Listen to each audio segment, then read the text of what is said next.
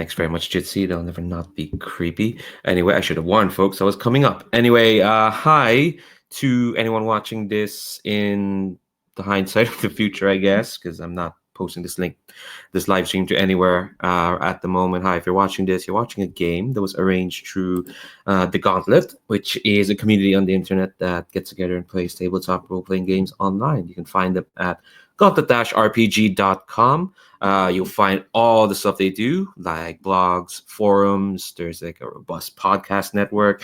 There is a monthly zine called Codex that brings together, that puts together, supplements to existing games, original games in itself. In fact, there's a new issue that came out this week. Yeah, this week of this video posting. You find it at their Patreon. I'll put a link down below. It's kind of pertinent because the game we're playing today exists thanks to Codex. But the other thing the Gauntlet does is a Hangouts calendar through which this game is arranged.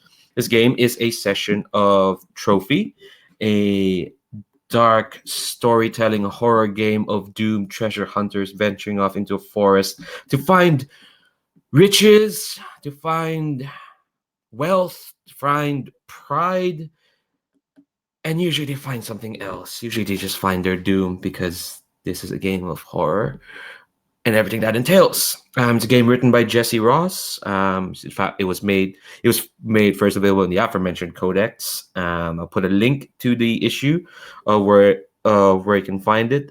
Since then, it's gotten multiple expansions throughout multiple Codex issues. So just check them out. There'll be links. There'll be a link to the first one, and you can find the rest through there. This incursion, though, that we're playing today, I'm not sure if it's publicly available anywhere. I'll just put a link to their newsletter because that's where it came from. This is The Spiral, also written by Jesse Ross. It's a bit of a different take on the trophy formula. We're not going to be spending much time in the brambles in the forest, so to speak. But I'll set the tone once we're done intros and whatnot.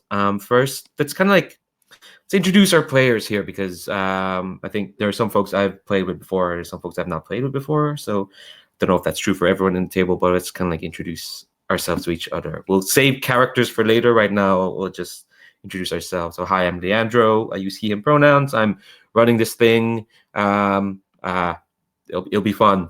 I hope I drank all my coffee. That means it'll be good. Hopefully. I'm going to go by order of the characters in this sheet. So I'll start with you, Robert.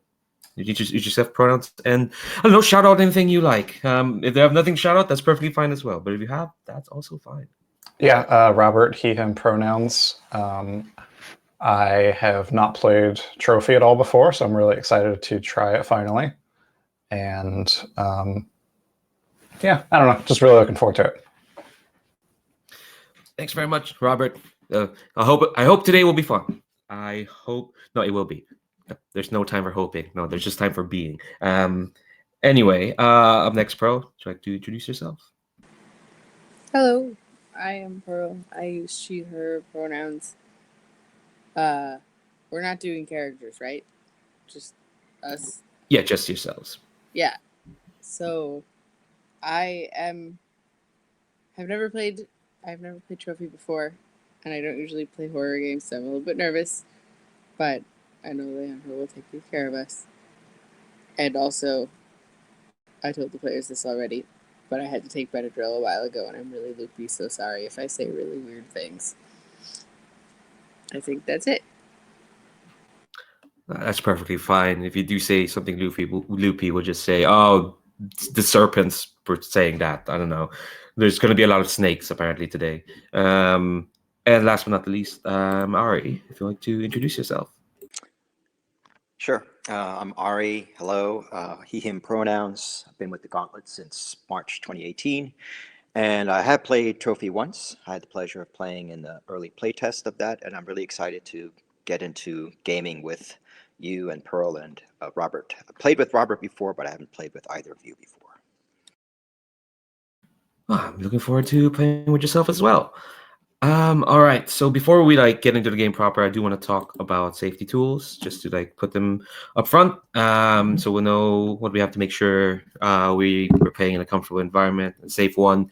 This is a horror game, so we want to make sure our boundaries are out and about. So I'll start with lines and veils. I'll remind folks that we have lines and veils tab in the character keeper. Basically, lines are things that won't be crossed, just won't show up in the fiction at all, just to no-go.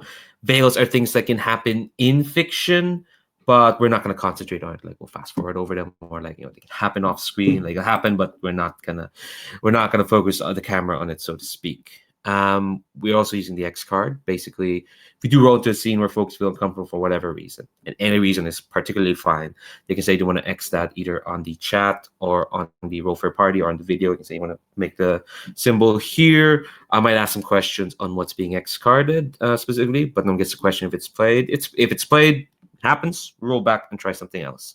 And finally, we do have an open door policy.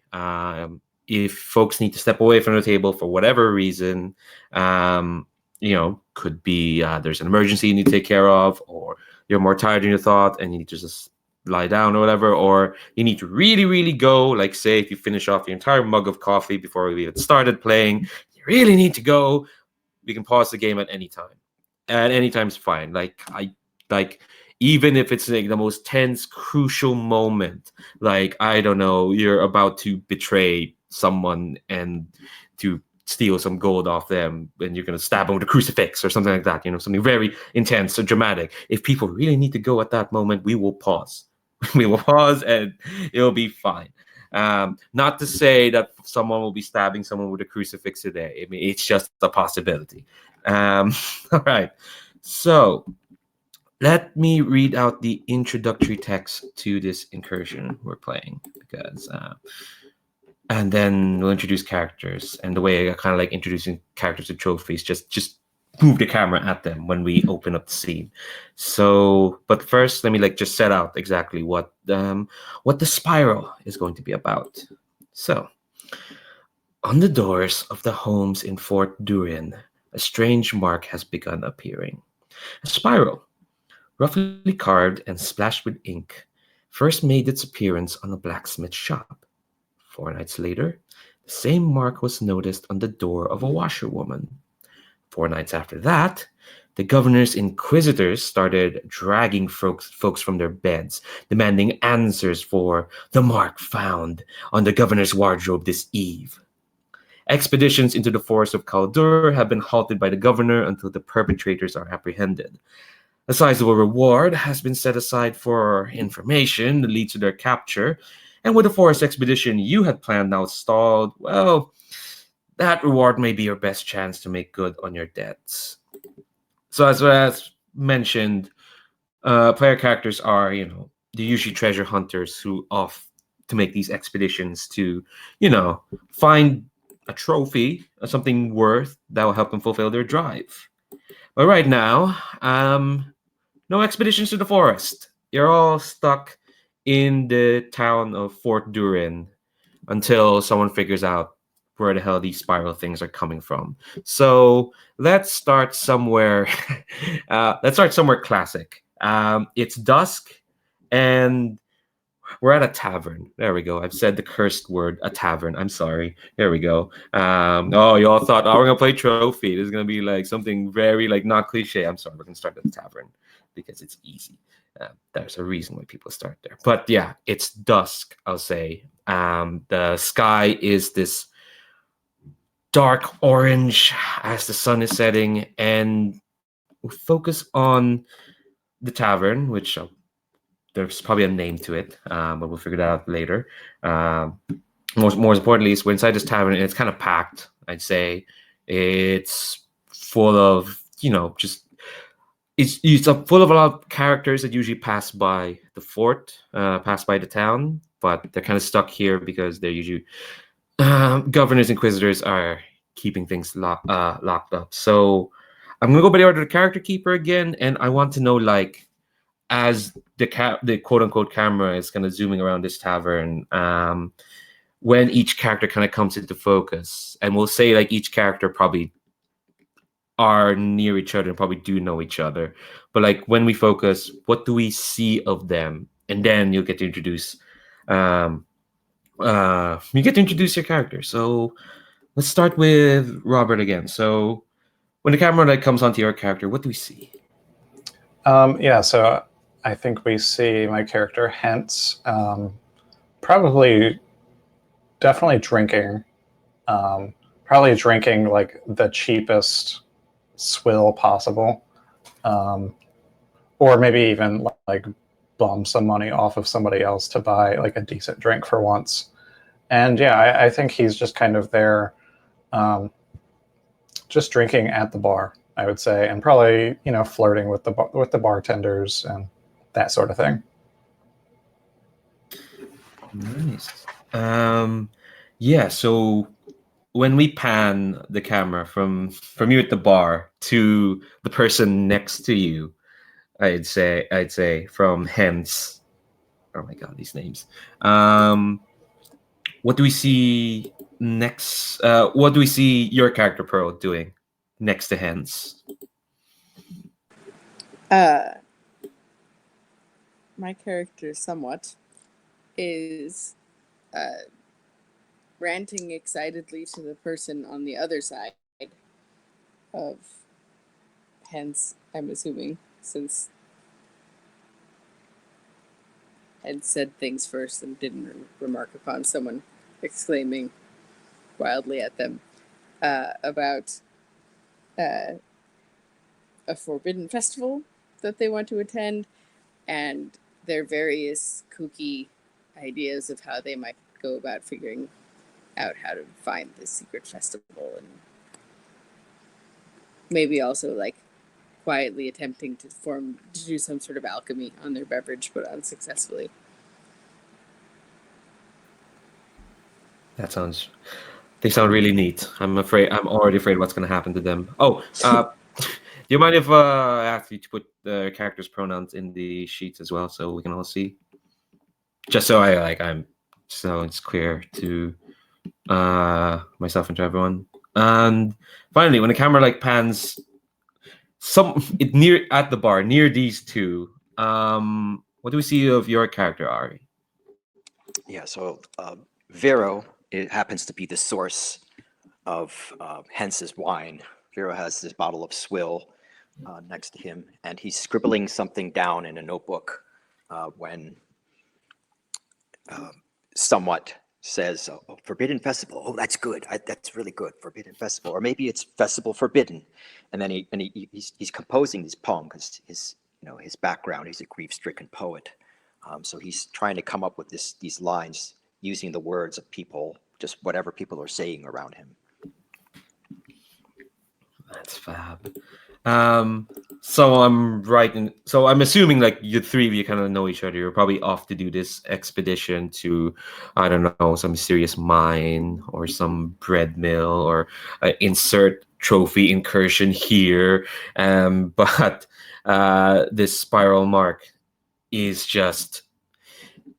it's the big mystery in town, and there's a big reward for it. So I do want to know, of the three of you, which one? Let's see. Let me look at these questions here.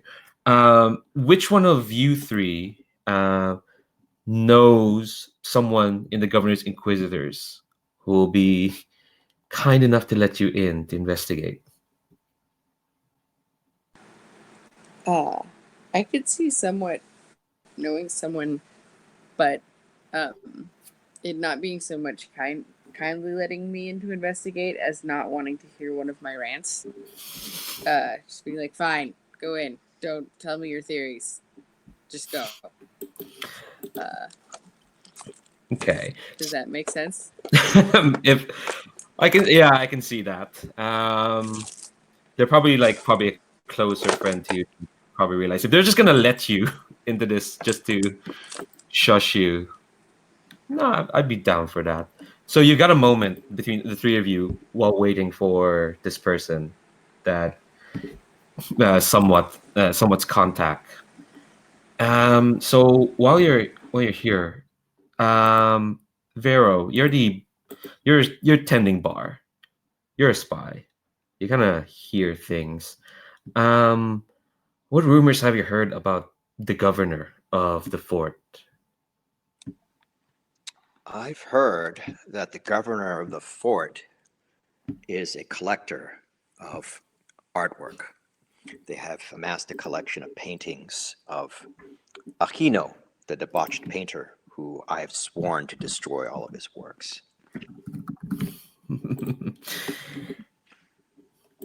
Nice. All right. And to you, hence, sorry, just getting used to these names. As you're kind of like flirting, you said you're flirting with like the bartender who is Vero, and probably doing that with others. But like, there are some folks who kind of like when they hear your name, they just go. "Hmm." So what it is about your family that makes people like just turn away? I think Hence's family are kind of known as, they do a lot of crime. So it's basically like like a criminal family in general, really into organized crime. And I think Hence has gotten out of that, but obviously the family name follows.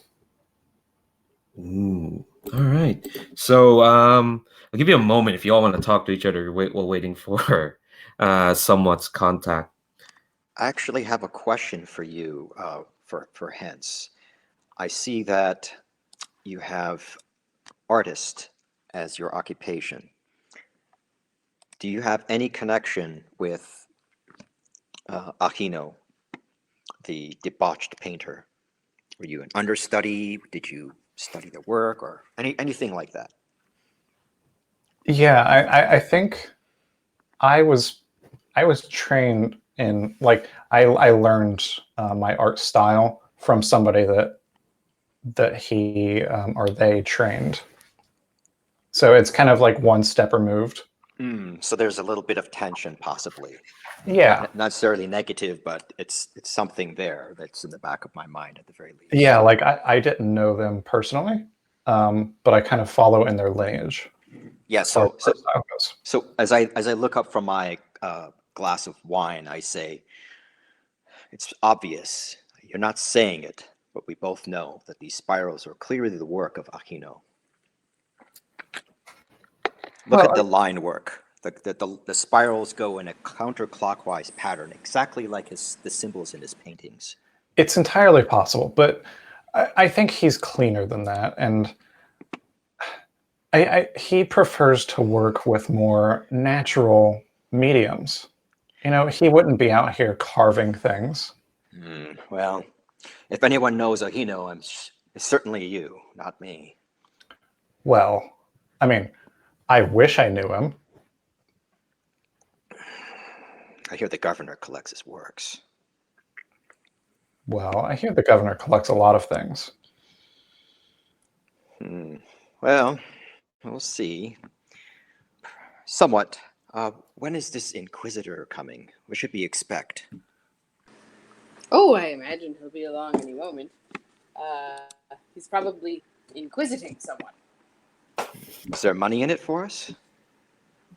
Is inquisiting someone?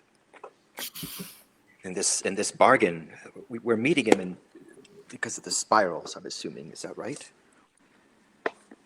I think so. Isn't he letting us in? Don't we want him to do that? Yes, I'm afraid I'm somewhat befuddled. Someone has to pay somewhat for all many this. things. Someone has to pay for this wine bottle. We can't keep going on without money. Quick out of character question to Leandro. Mm-hmm. Do we have any money to start? Like, I don't really. No, this isn't like this is where I've not looked at trophy gold, but I assume that involves money. But no, you abstract money here. It's fine. It can save. I think what you won't have is a lot of money.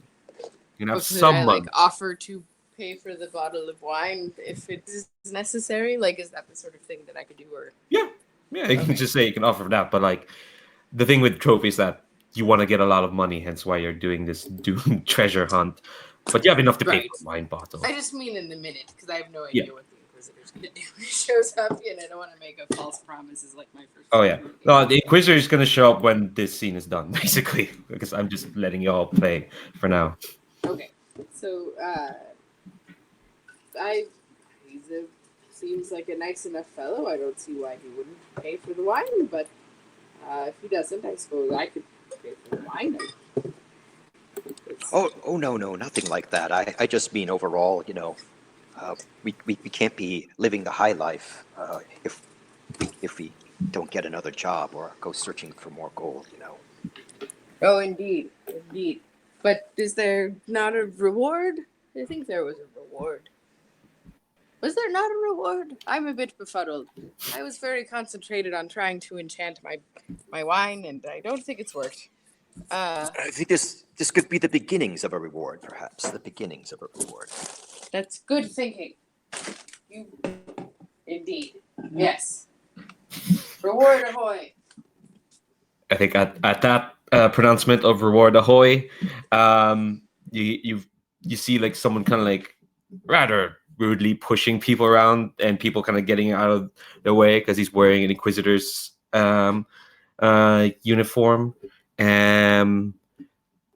Somewhat. Do you have a name for your friend? If not, I can give them a name. Is there a naming convention I should be following? Fantasy-ish. Honestly, I don't mind if you give them. Your name is Somewhat, and your friend's name is Hence. We can follow from that. If you I was want. gonna say something like Bohedronon or something, but it could be just like much simpler. If you prefer. Maybe something simpler. I don't know if they'll show up or not again. Let's say their name is Frankel. Okay. Name is Frankel.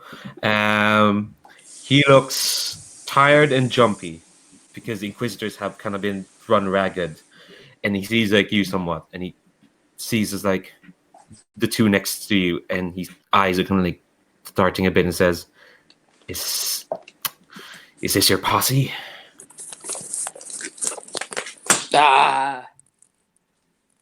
Yes, maybe, sure. I think. Can they?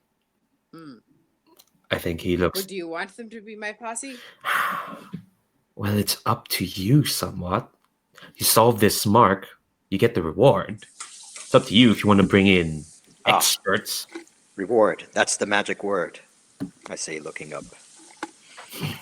I mean, they're certainly fine drinking companions.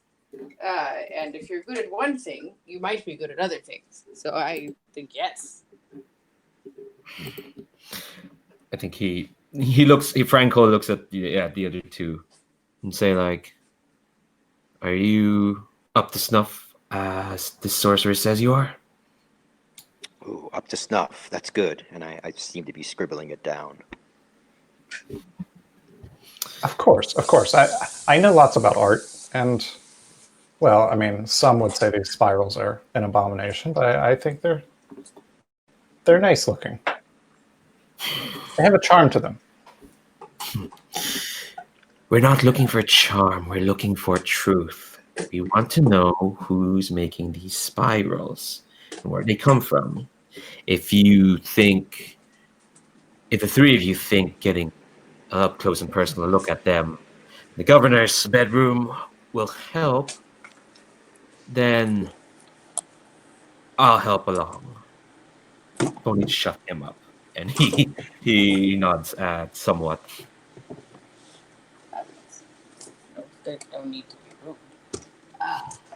But I think certainly if we look at them, we are more likely to know what they are than if we don't. That seems. I could be serious and concrete about it. I don't even feel that somewhat we would know more. I feel like we definitely would. All right. When the sun is down, meet me at the back garden entrance to the governor's house. It should be unlocked. After that, you take, and he says in the instructions on how to get to the governor's bedroom. And then he says, like, And I think the last thing he says is like, the rest is up to you. Back door unlocked, doors unlocked. Getting there. Well, you're adventurers. You should be fine. I think we'll be fine. And wait, which one's the grief-stricken poet?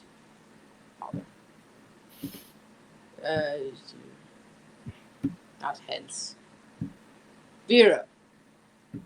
Vero, I think that bit about like meet me after dark and whatnot, you should write that down. It sounded very poetic. That is actually, it does quite roll off the tongue, doesn't it? Yes, It does. I'll dribble that into my notebook.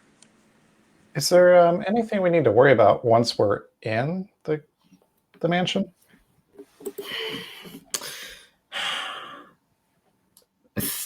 The governor and their family, they've run a bit scarce. House is practically empty besides maybe one or two guards. I'd advise, since we're not in a forest here, to not cause immediate fuss if you meet a guard or two. But as far as meeting the governor himself, themselves, you should be fine. Well, I myself am very mild-mannered. I can't imagine any sort of fuss.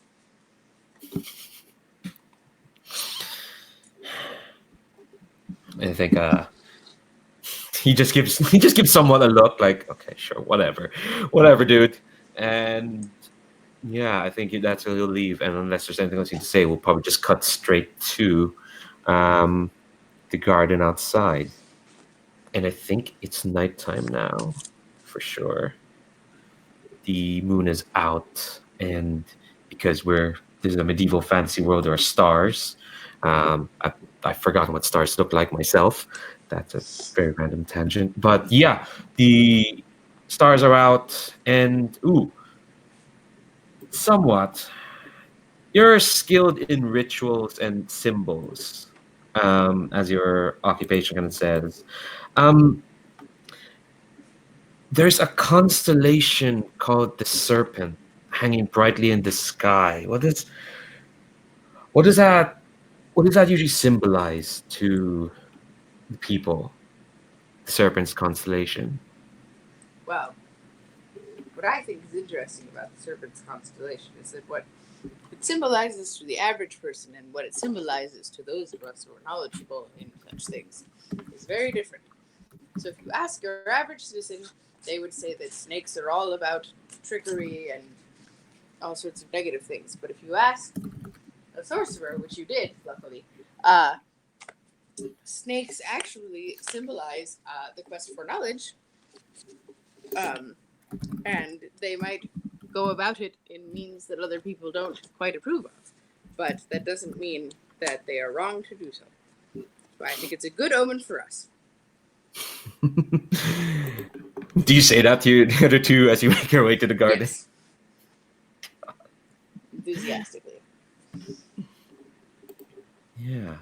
So I think, yeah. So you'll find like the garden outside door is unlocked, or the gate is unlocked, and you'll pad your way quietly through, the azaleas and the roses or whatever weird stuff is there. Well, not weird stuff, it's a garden. And you see that there are some lights in the governor's house. And you see that the back door where the garden is leading, there's some lights coming out of it.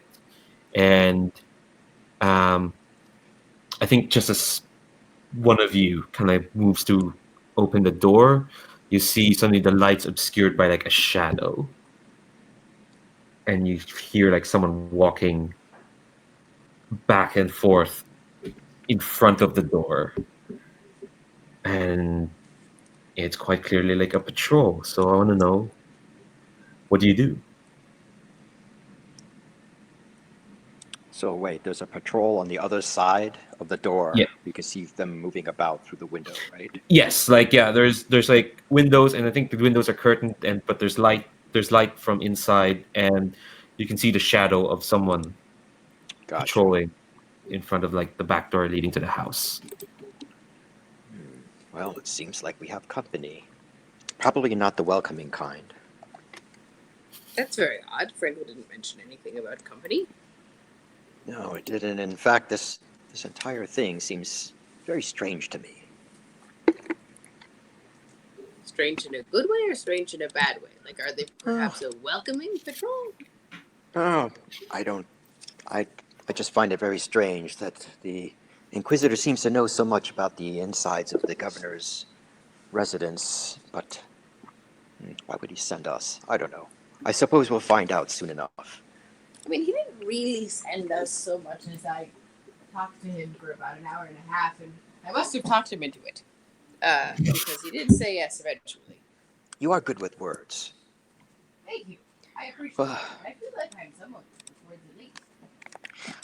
Hence, how should we deal with this guard? Well, I mean, there's 3 of us and 1 of them. So the odds are in our favor if we wanted to just subdue him. I think the not making a fuss right away bit. I mean, that is definitely true. There are more of us than there are of him, and we have the element of surprise on our side. But Frankel was nice enough to direct us to the unlocked back door, and he did say perhaps not to make a fuss, and I feel like subduing a guard immediately. I mean, I don't know. I feel somewhat sure. I mean, it's only a fuss if we fail. If a tree falls in the forest and no one's around to hear it because the tree is subdued, then we're good. Although that's a great line. Give me hold that light a little closer here.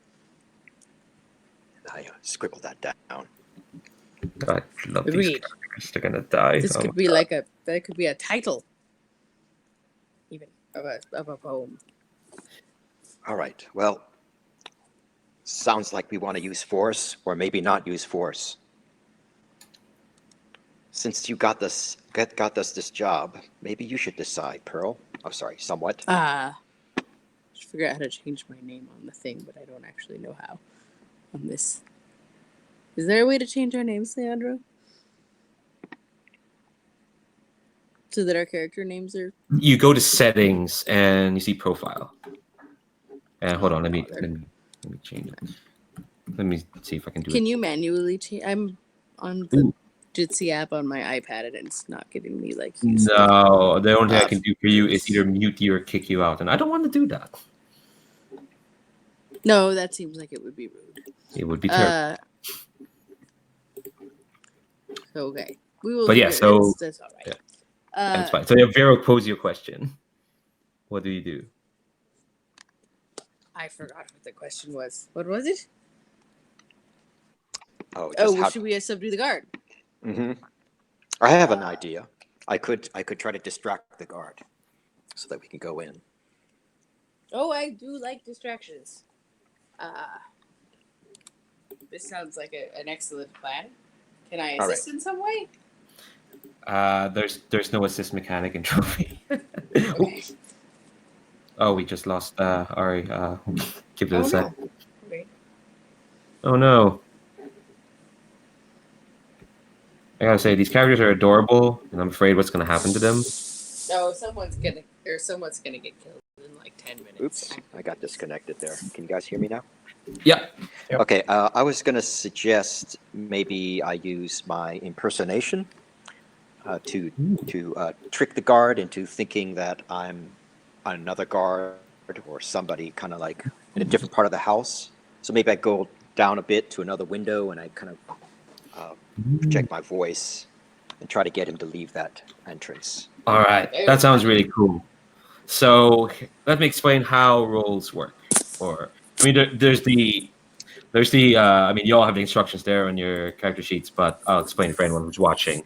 And just to lay it out. So when you attempt a risky task, and this is absolutely a risky task, say what you hope will happen, and I think you've said it there, and then ask the GM, the other players, what could possibly go wrong? Well, I don't know. What about the others? What do you think could possibly go wrong? Well, the guard could think it is a fellow guard, but one that he is either very unfriendly with, which would put him more on guard than he already is, or very friendly with, in which case, when he doesn't find said guard, he would become suspicious and concerned and look about more.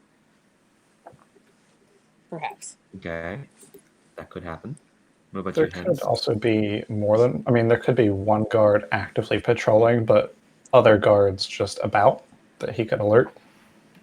Yeah. Or Yeah. he could know who the whole patrol is that's supposed to be there. So a mysterious guard voice that isn't on that patrol might make him suspicious. That is true. All right, so then we're gonna make a dice pool. I think I've linked the roll for party, but I'll link it again in Jitsi. There we go. So first, you're gonna take one light colored die if the task is something you're skilled at because of either your occupation or background. You already said impersonation, so yeah, you're gonna get one die. You can take another die if you accept a devil's bargain from another player or the GM. And I have final say of whether the specific devil's bargain is allowable. Do you want to accept a devil's bargain? Can I hear it first, or do I just say I want a devil's bargain and then we get? Well, you can totally hear it first. Like, you can hear it first, and you can say you can accept or not. Sure, I'm open at devil's bargains. Yeah. You said other players can suggest them? Oh, hell yeah. Yeah. What are they?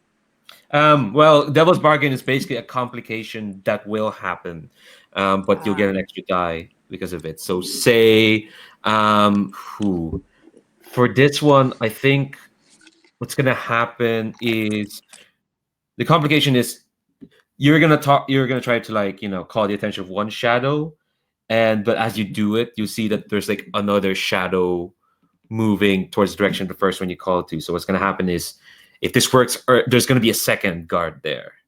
Okay. So if this works, you'll have the attention of two guards. But if not, there's gonna be two guards. So, but that only happens if you accept the bargain.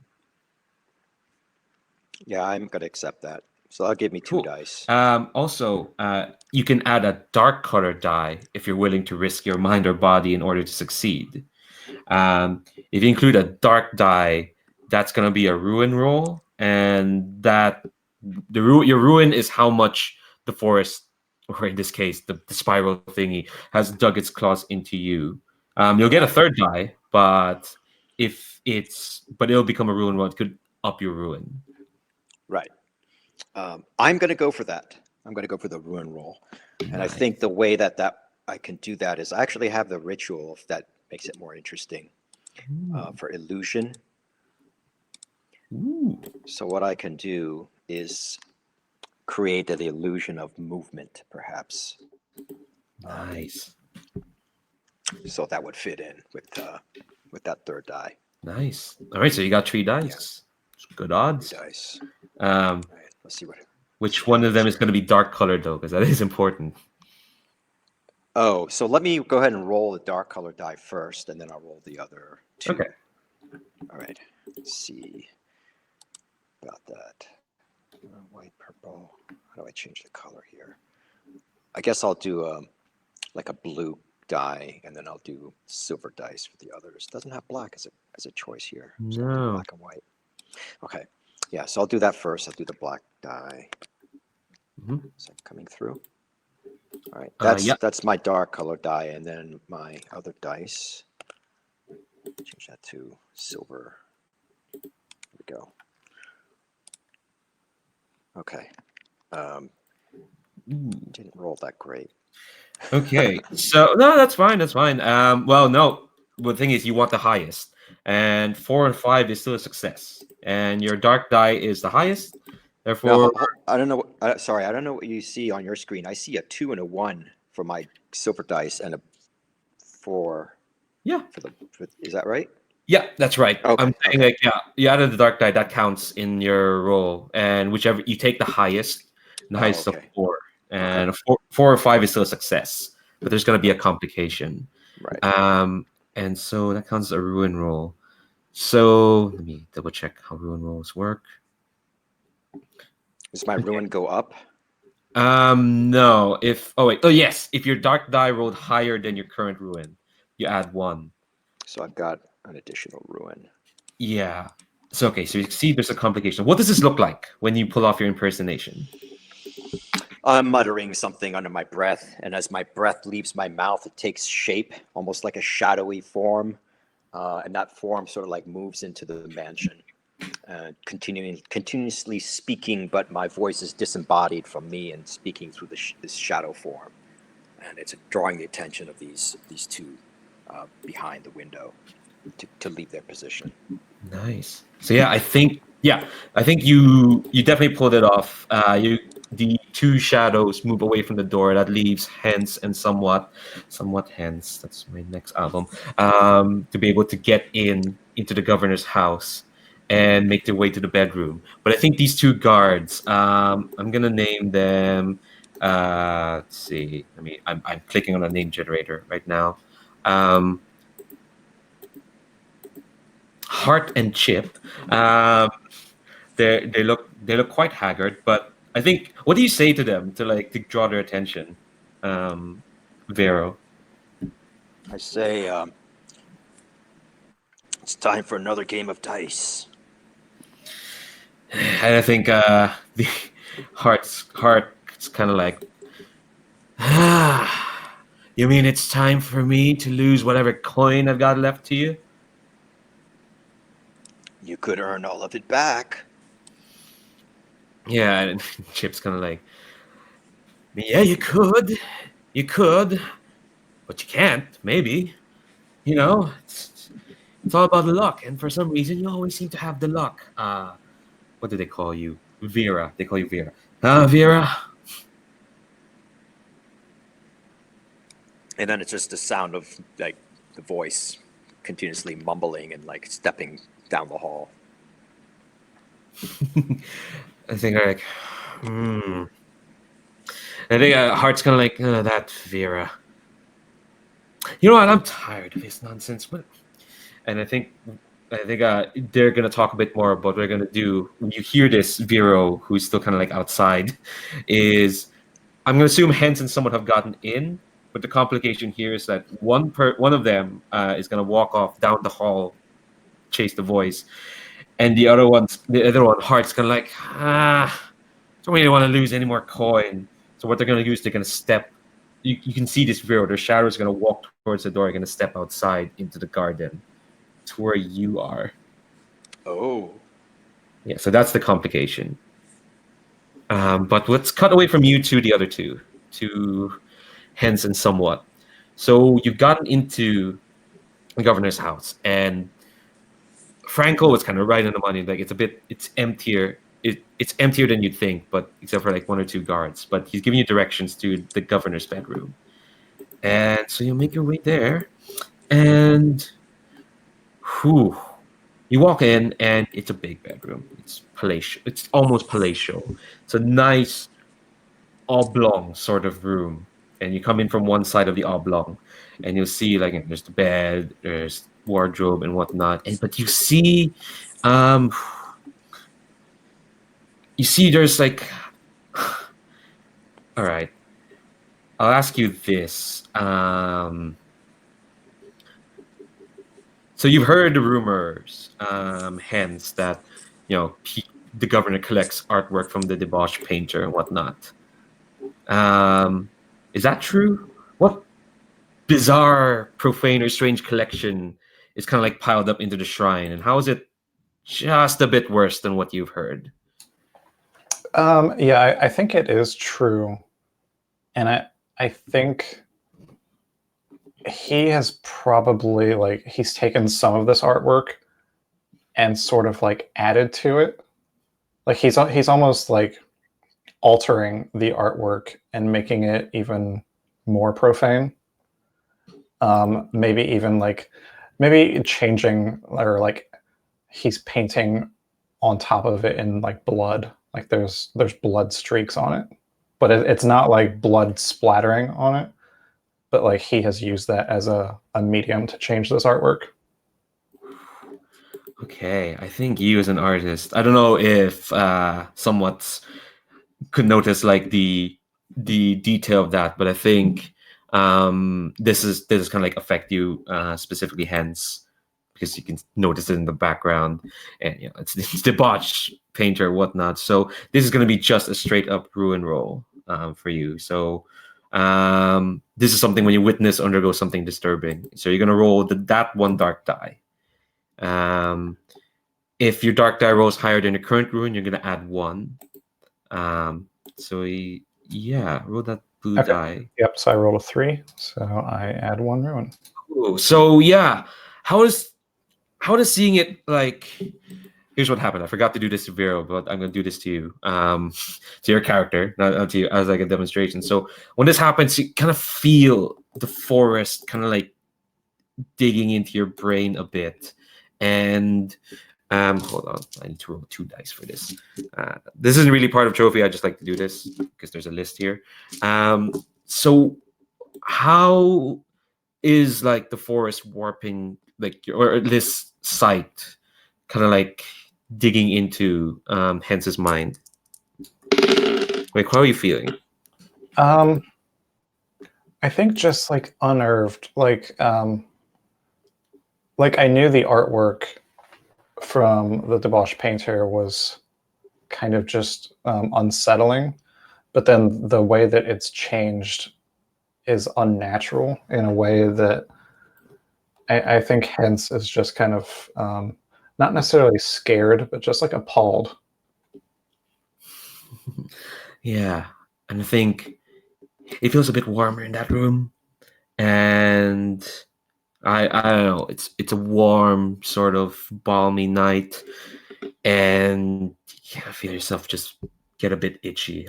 This is like what's called a condition, and it's mostly just narrative, how the character's feeling. But yeah, you think you feel like your neck itching up a bit, and you don't see it, but you kind of feel like there's a bit of a rash coming on, a small rash at the moment, like kind of like onto your neck. As there's a reason he's a debauched painter that he's called a debauched painter.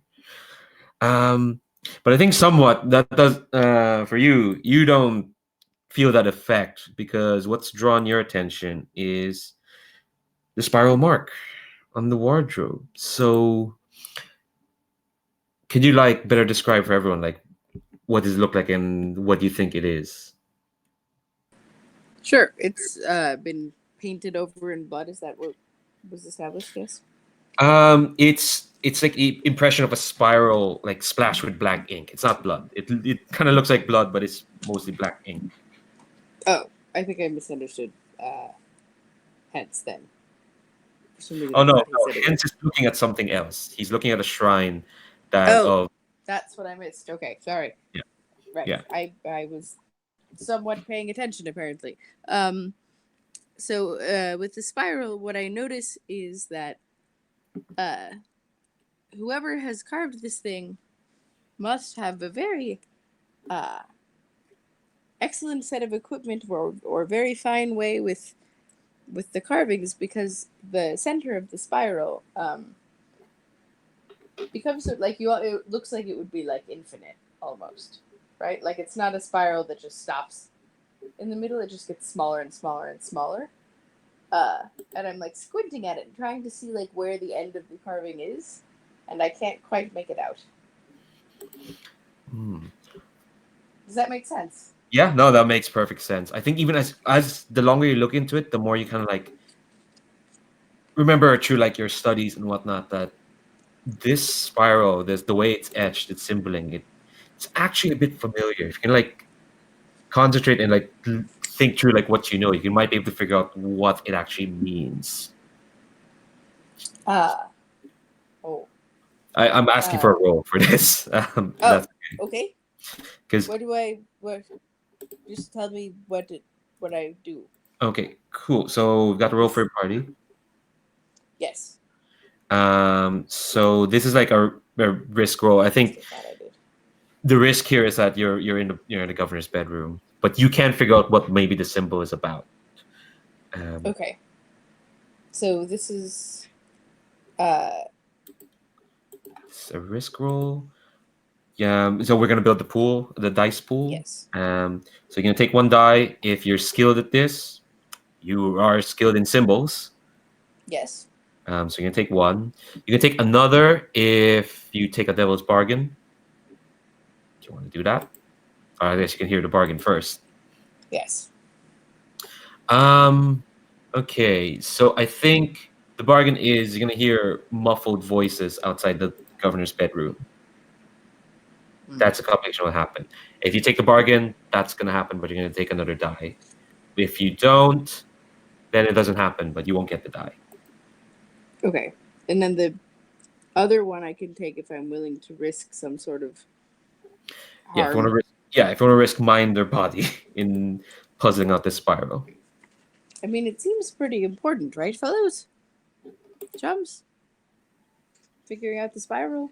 Yeah, I Sure. think so. Risking So it mind seems and like body is a small price to pay.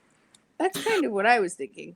I don't really. I mean, my mind and body are never like that useful anyway. I don't think. But this devil's bargain sounds pretty dangerous. So maybe I should just take the two. I mean, if they're out there, like, what are we gonna say about why we're in here? If they come in here, so I probably should not. Thoughts? I got a question. When players suggest the devil's bargain, is that in addition to like options? Like, Ooh, yeah, how does that work? Like the first That person to is an suggest excellent it? question. I am. Let me double check because I think people can suggest an alternative for sure. Yes, they can. The first time I played this, there were like two people suggesting devil's bargains to me, and I could pick which one. Do you have a suggestion? Oh, cool. Okay. So yeah, I do have one, Ooh. but this will require like GM approval because it kind of like fast forwards the scene that I'm in. The devil's bargain I'm going to suggest is that I come crashing in through the window because I've been trying to climb the house to get into the bedroom from a different direction. You're gonna make a That's like- ruckus. Yeah. That sounds a more interesting devil's bargain. Do you want to take that somewhat? I certainly would prefer that to the other one. That's fair. Were there any ideas from Hens? No, I think I like that one. Good. All right then. So I will take the 3 the dice. devil's bargain dice as well. Nice. Okay. And I just need to get a 4 or 5 or something. Yes, 4 and above, basically. Is what you 4 need to and succeed. above. And just on one of the dice. Just on one. Yeah, you'll take the highest. Knowing me, that's unlikely, but we will try it. We'll see. Good luck. Ooh. Man, I am so bad with roll for your party. Oh boy. Okay. At least the risk one is low. Yes, you won't. So you won't get it. You won't go up in ruin. However, on a 1, 2, or 3, you fail and things get worse. The GM will describe how. Alternatively, the GM may allow you to succeed, but things will get worse in some other way. So we've been here for an hour and a half. Let's take a break and we'll end this we'll cover this break with this cliffhanger of Vero bursting into the governor's bedroom, all disheveled, as the wardrobe door opens. And we'll come back in a good 5 minutes. And then we'll see what's behind the wardrobe door. See you guys. Okay.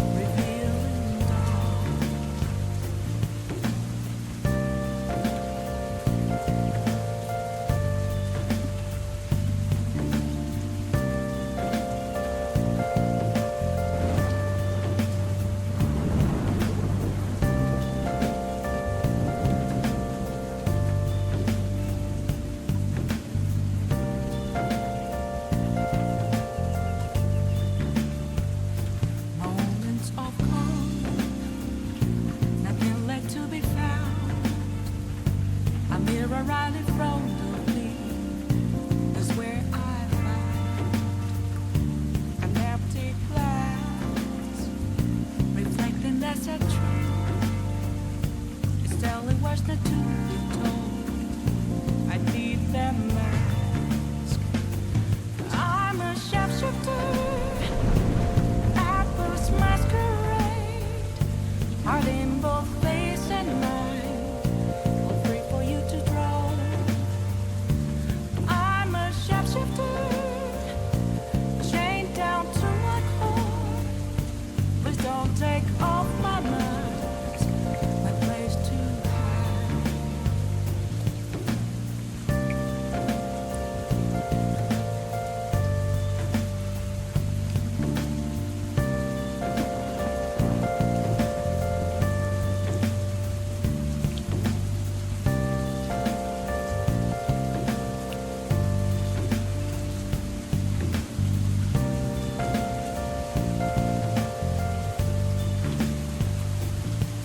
I can't tell you how to see me. Just a cage of bones. There's nothing inside. Will it unleash me, burning down the walls? Is there a way for me to break? I'm a sharpshooter at post masquerade, heart in both face and mind, all free for you to draw. I'm a sharpshooter, have no face to show. Please don't take off my mask, night is sky.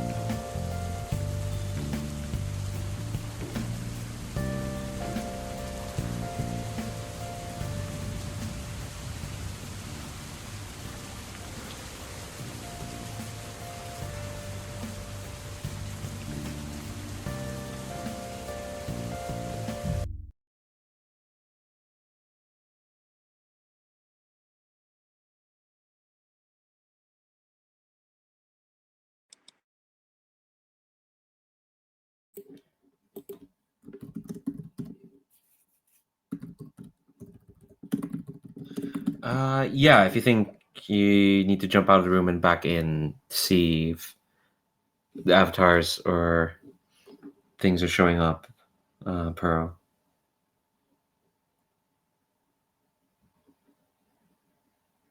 Hmm. If you think you need to do that, Pearl, jump out of the room and back in. Okay, cool. Oh, I close the tab where it is. I just discovered the chat window for Jitsi. Yeah, it's been weird having to like get used to other programs. There's no unified program for everyone now. It's just like, well, everyone's using this, using that, or whatever. Oh, Google, just.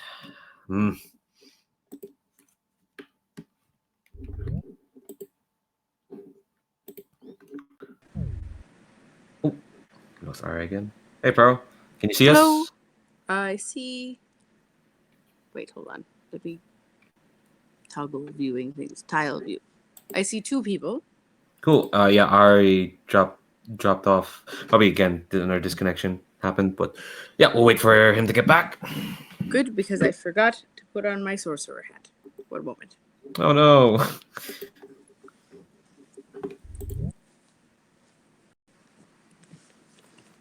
Welcome back. Oh, sorry about that. I don't know what happened there. It bumped me out and then told me to wait 15 seconds. That's really weird. What's up with that? Yeah, it's All right, so whatever. I'm back. Yeah. Welcome back. We're just waiting on Pearl. He's off to find a sorcerer's hat.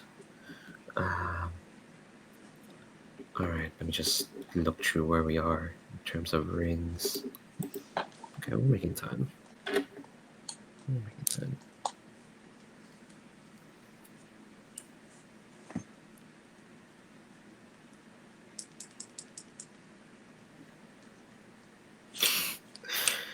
No, I don't want to do that.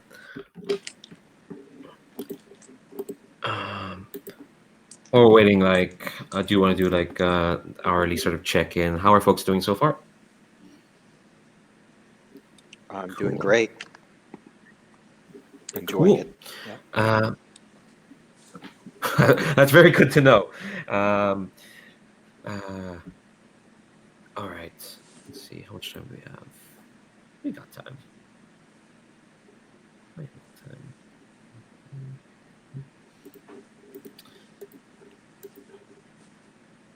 Just wait for a few minutes.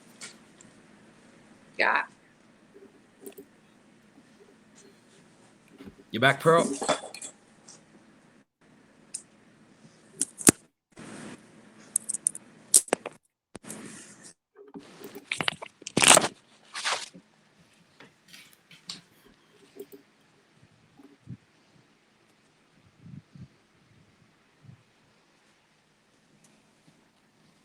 What? Bother. Oh, hell yeah, there you are. Oh.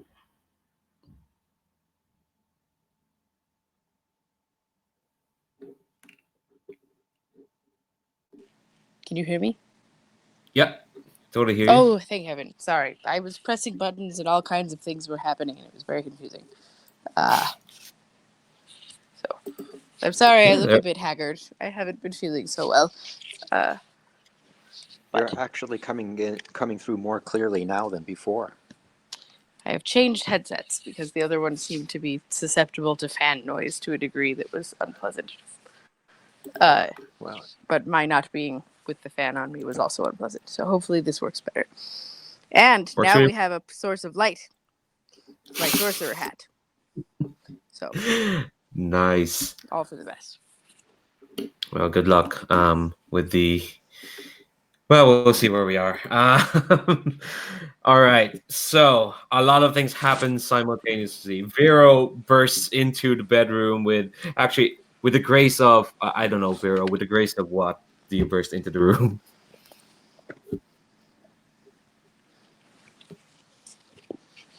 oh, sorry. I forgot my character's name is Vero. What were you asking? I was just asking. You burst in with the grace of what exactly into this bedroom? Oh, no grace at all. I just came in through a window, and I probably crashed it coming in. So I come in, I kind of tumble, and then I spring back up to try to make it look as graceful as possible. But there's nothing graceful about it. It's very embarrassing. Vero! How lovely to see you again. And what a dramatic entrance. It's exactly as I planned. I Oh, thought so. look, just as I expected, and I take a couple of steps forward. Surprise, surprise. And I'm standing over the paintings. Are you surprised as well that the middle seems to be infinite? And I kind of, I flip through the paintings. Yes, this confirms my suspicions. The spirals clearly come from Ahino. And if the two of you don't mind, I'm going to be dealing with these paintings. I take a dagger out as I say that. Wait Yeah, we just could a tell moment, her. though. Yes? What did you want to say? Well, I mean, before we destroy those, I mean, we could sell those for a good amount. Aren't they carved into things? These are abominations. The works of Ahino have poisoned minds and corrupted society. We can't let these perpetuate for time immemorial. We have to destroy them. I'm not saying you're wrong. Because heavens knows that, things are never black and white around here. They're only somewhat true or not. But it seems to me that if our goal is to get the reward for figuring this out, we should probably study them at least a bit more before destroying them, because aren't they the thing that leads to the reward? I don't believe so. We were supposed to investigate the spirals. These are just collections of his paintings. Am I not mistaken? I should clarify the Oh, I spirals don't know. are I've separate gotten from the confused. Oh, the spirals are from the painting, or No, they're separate from the paintings. Yeah, these paintings are just this I was governor's the one who was collection. confused. You are correct, I think. Yeah, no, Vero's correct. Yes, there's a shrine of paintings to one side, and there's the wardrobe with spiral marking. The shrine the is other. what Hens was looking at. Mm-hmm. And Yes, I pointed at the shrine and say, yes, that's the reward. This is going to hit the governor where it hurts.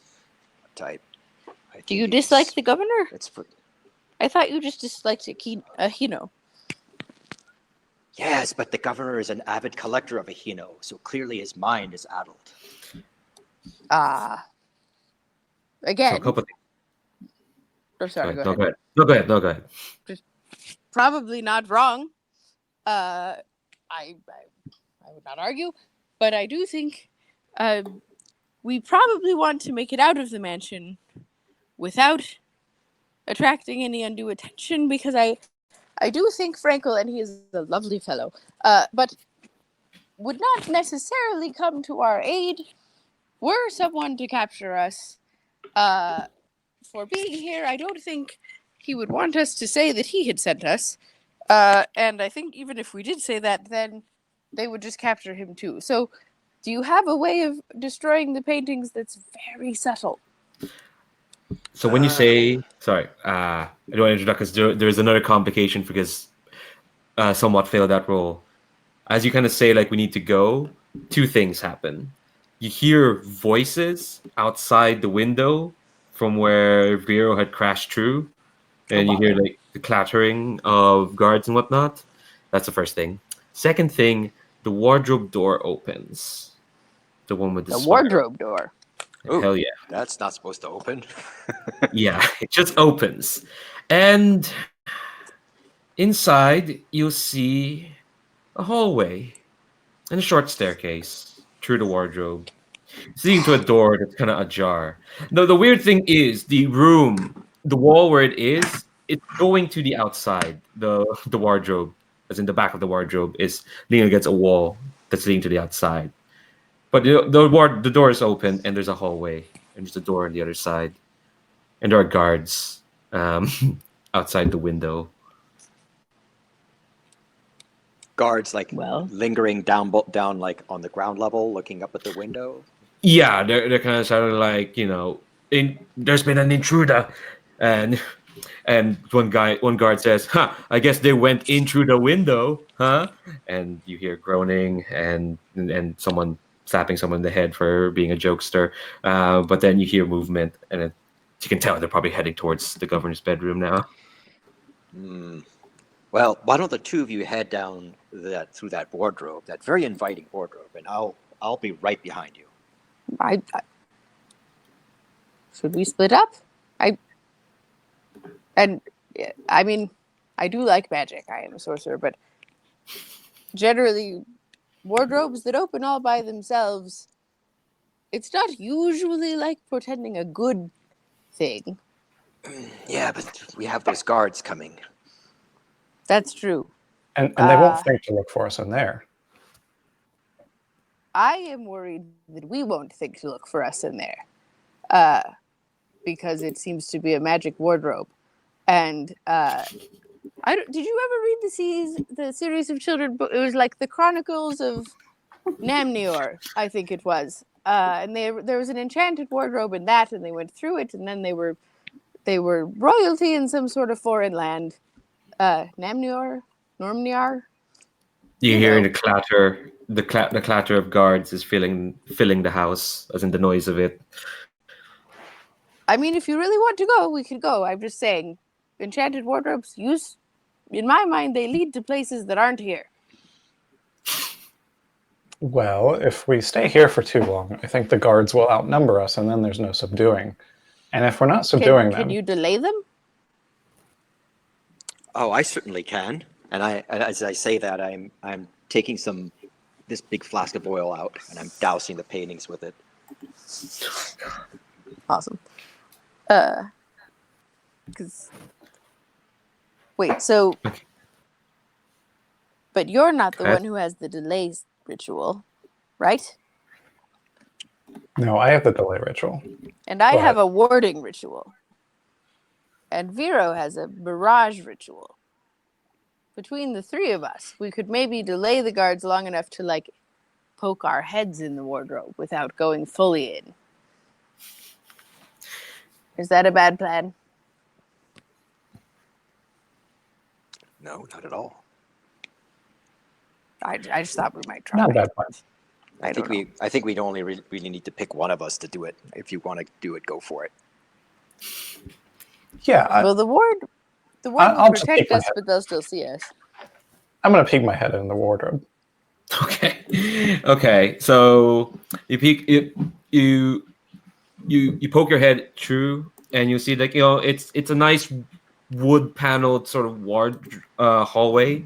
It's almost like an extension from the wardrobe itself.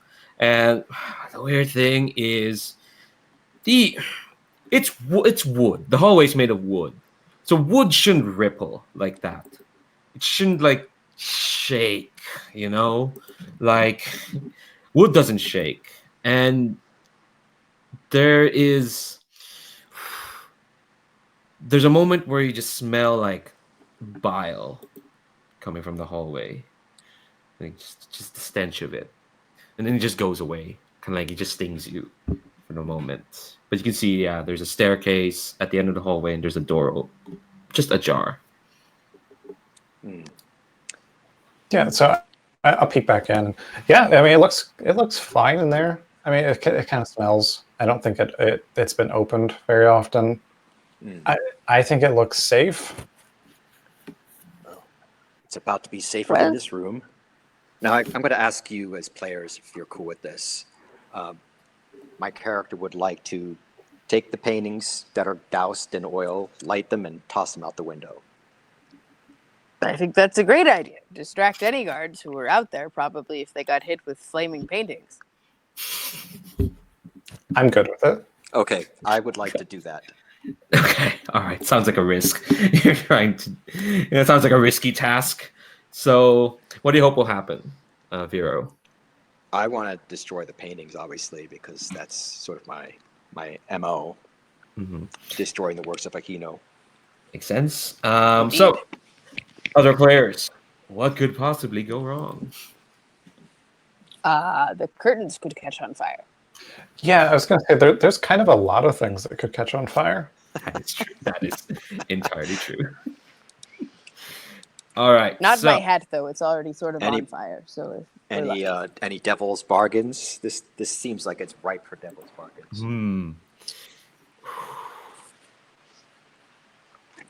Something. Yeah.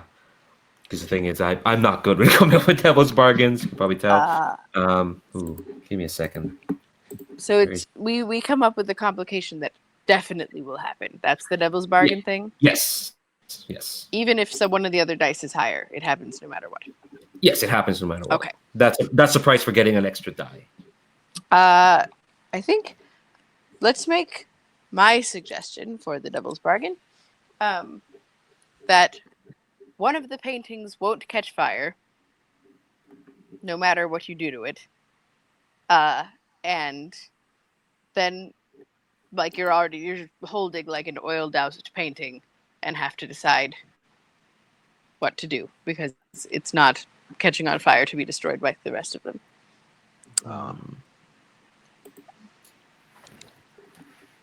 What about you, Hans? Do you have a suggestion? I was going to say possibly the wardrobe catches fire. Why would you suggest that? We're going in there. I like that one actually. 'Cause it adds a lot more tension.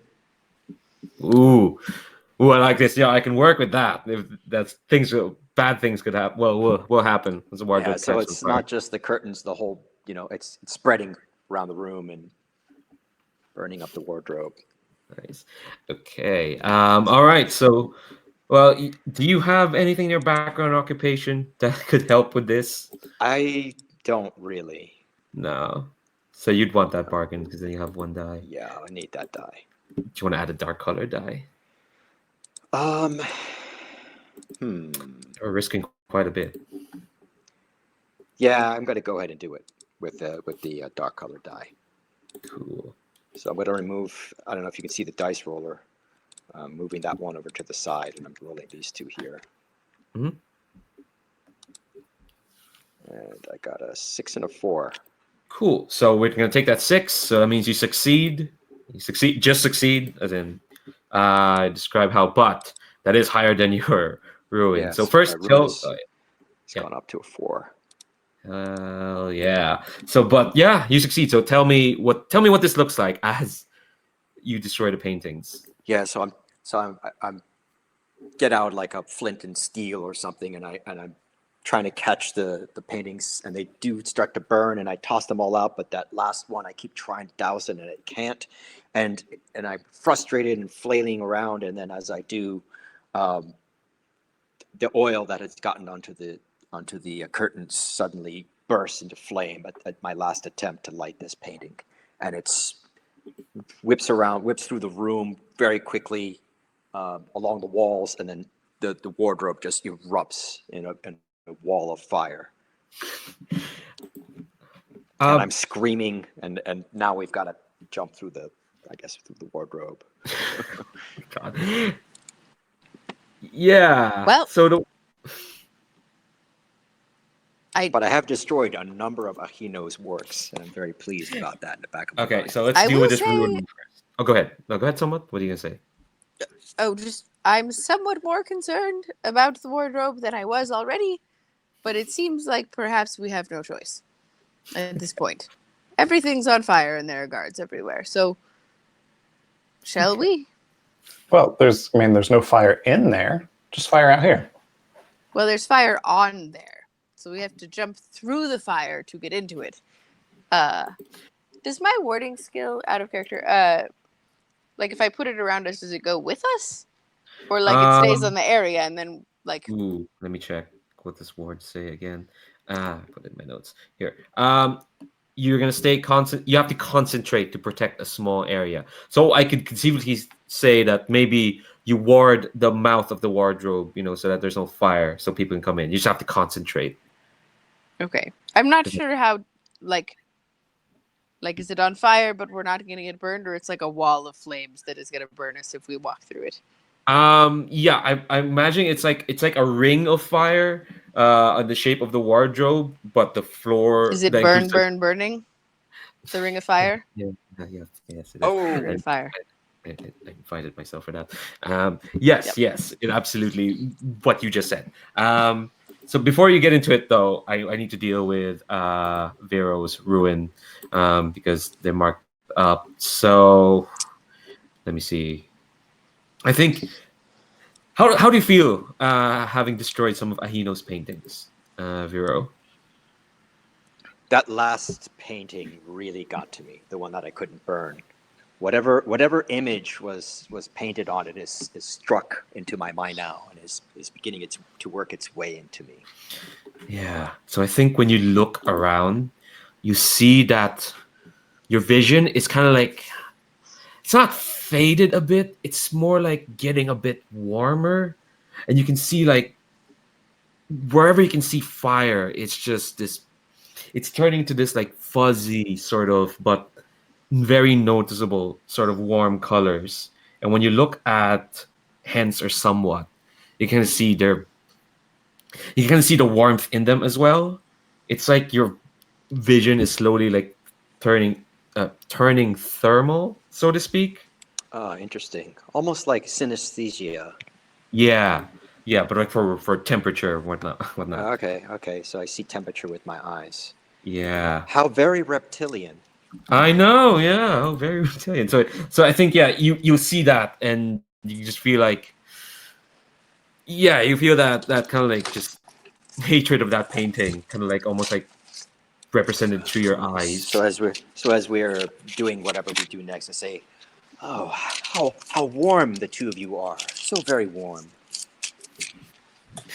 Why, thank you. I pride myself on friendliness.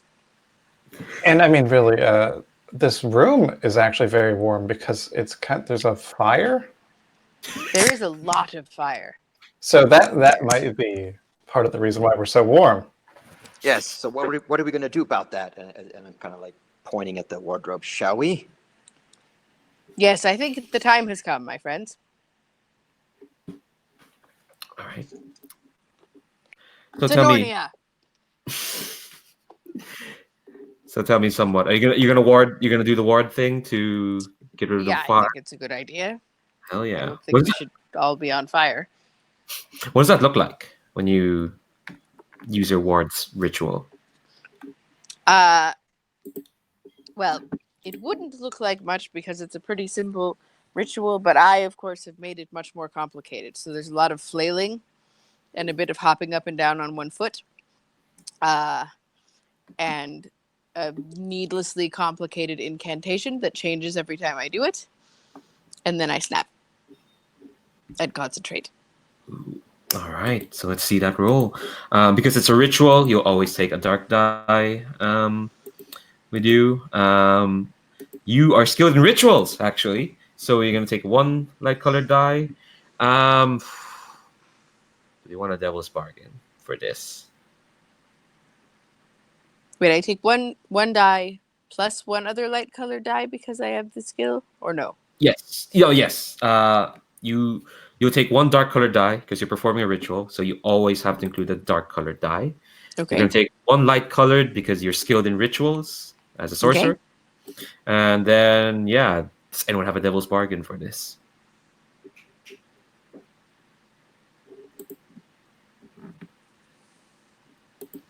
Because I don't, to be perfectly honest. I'm assuming that the incursion we're playing would not allow a devil's bargain to be that we end up in Nornia. No.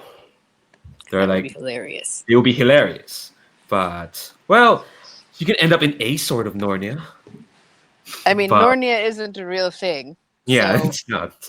Really, it could be whatever you wanted. That is true.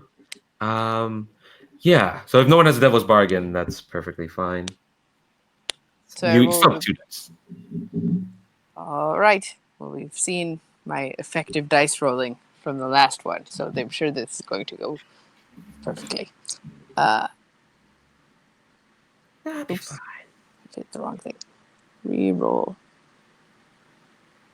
It's a 5. Oh, look at me go! Yeah, it's a 5, and you rolled. Oh, you rolled higher than your ruin. Your ruin is a 2. You rolled a 3. So your ruin goes up by 1. Okay. Even though my other one is higher. Yeah. Oh shit! Wait, hold on. Let me double check this. Okay. Okay, no, never mind. That's my bad. It doesn't count as ruin roll if the other die is higher. Only. Oh, I was actually right. What do you know? Yes, you're right. You're perfectly right. So you don't get in ruin. So somewhat remains somewhat innocent. So far. So yeah. So you make this ward, and it contains the fire long enough so that the 3 of you can scoot into this hallway, and I think you get in just as you collapse the ward, and you see there's fire, and the wardrobe behind you is collapsing, and it doesn't really collapse. That portal is still there; it's on fire, but you can move ahead into this hallway, which again, wood shouldn't ripple like that. The wood of the hallway doesn't shake, and there's that smell of bile. Hens smelled that, but now Vero and somewhat can smell it as well as you kind of move forward. And so who goes into the door on the other side first? I think I would go first since I already poked my head in there. Cool. So you poke your head out through the other door, and hold on, double check. Where are we? There's some branching locations here. Double check. Okay, so you open up the door and you find yourself you're looking at a smithy. You're looking at like just an abandoned. There's an anvil in the middle. There's like a forge. You're looking at this like nice, well kept, abandoned sort of smithy. But the first thing that kind of hits you when you pick up the door is the smell. The smell is noxious. It's actually like it's really acrid, and I think it's gonna like force you to step away from the door. Because it's a bit much. It's really harsh. This, who poked their head in? It was Hence, right? Yeah. Heads. Yeah, it's kind of Was bad in this- there. Was this not present when you poked your head in here and said everything seemed fine? Well, Because this seems not fine. yeah, At I mean, least somewhat not fine. it smelled bad, but not like that bad. Well, smell has never stopped us. Maybe it's never stopped you. I have a very fine palate, sensitive nose. I do alchemy, but this is, well, anyway, we're here now. I do enjoy a fine wine every now and then. I think of myself as having a good nose. I don't think it's that bad. You know what? I'll go first if it's bothering you that much. Oh, good. Be my guest. Yeah, so I'll try to push forward if that's possible. Okay, so how are you dealing with this smell? Because I think when you step to, Hens is not exaggerating. It's a horrible smell. In fact, it's almost like poisonous, really. Yes, but I deal with poisons. That's my profession. Hell yeah. So how are you dealing with this? So I'm gonna take a bit of my cloak or coat or whatever it is that I happen to be wearing, and I pull it across my face like a balaclava, and I just after a few minutes I'm hoping that I'll get used to the smell and it won't bother me as much and it won't be a problem. Cool. I have a tolerance for poisons as well, from having used it in the past. I probably built up a little bit of immunity to some of it, so perhaps that helps me as well. Nice. Oh, makes sense. So you're gonna take that one die. Does anyone have a devil's bargain? Because I have one, and it's just the same one I've been using a lot. Okay. Which is you can see just like at the entrance or the blacksmith's actual entrance coming into this, you'll see like there's like a bunch of Kingsguard milling about, and you can tell they're outside because they can't deal with the smell. Right. But if you go in, they're gonna see you. They're gonna see you walk out from the spiral marked door that's Right. in the smithy. Okay. Well, unless anyone else has a devil's bargain. No, No. I'm not All good right. with bad sense. No, I don't Just have like, anything. Yeah, you know what? I'm going to skip that one, but I am going to use my illusion to kind of like to keep our presence hidden. It's basically I'm creating an illusion that we're of like some smoke coming out of the smithy that's obscuring us. Nice. All right. So you're gonna add a dark die. So that's one light and one dark. Yeah, one light, one dark. So I'm just going to Good. roll these two down here. Is everyone using these same dice that I have out here? Is that why there's just one set? yeah, I assumed we were Okay. just all rolling from the same Okay, pool. no, that's cool. I was just curious. I wasn't sure if I was in the right dice roller. Oh, that's a good roll. Got a 6 and a 1. Ooh, One on nice. the, ruin. So that's pretty solid.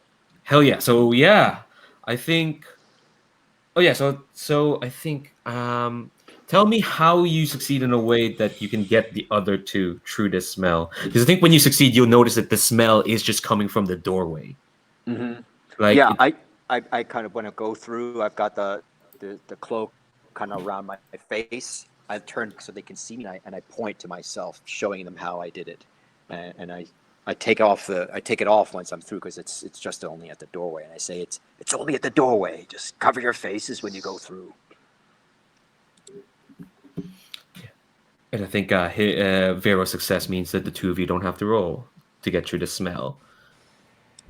And yeah, so for the moment, yeah, you're inside the blacksmiths.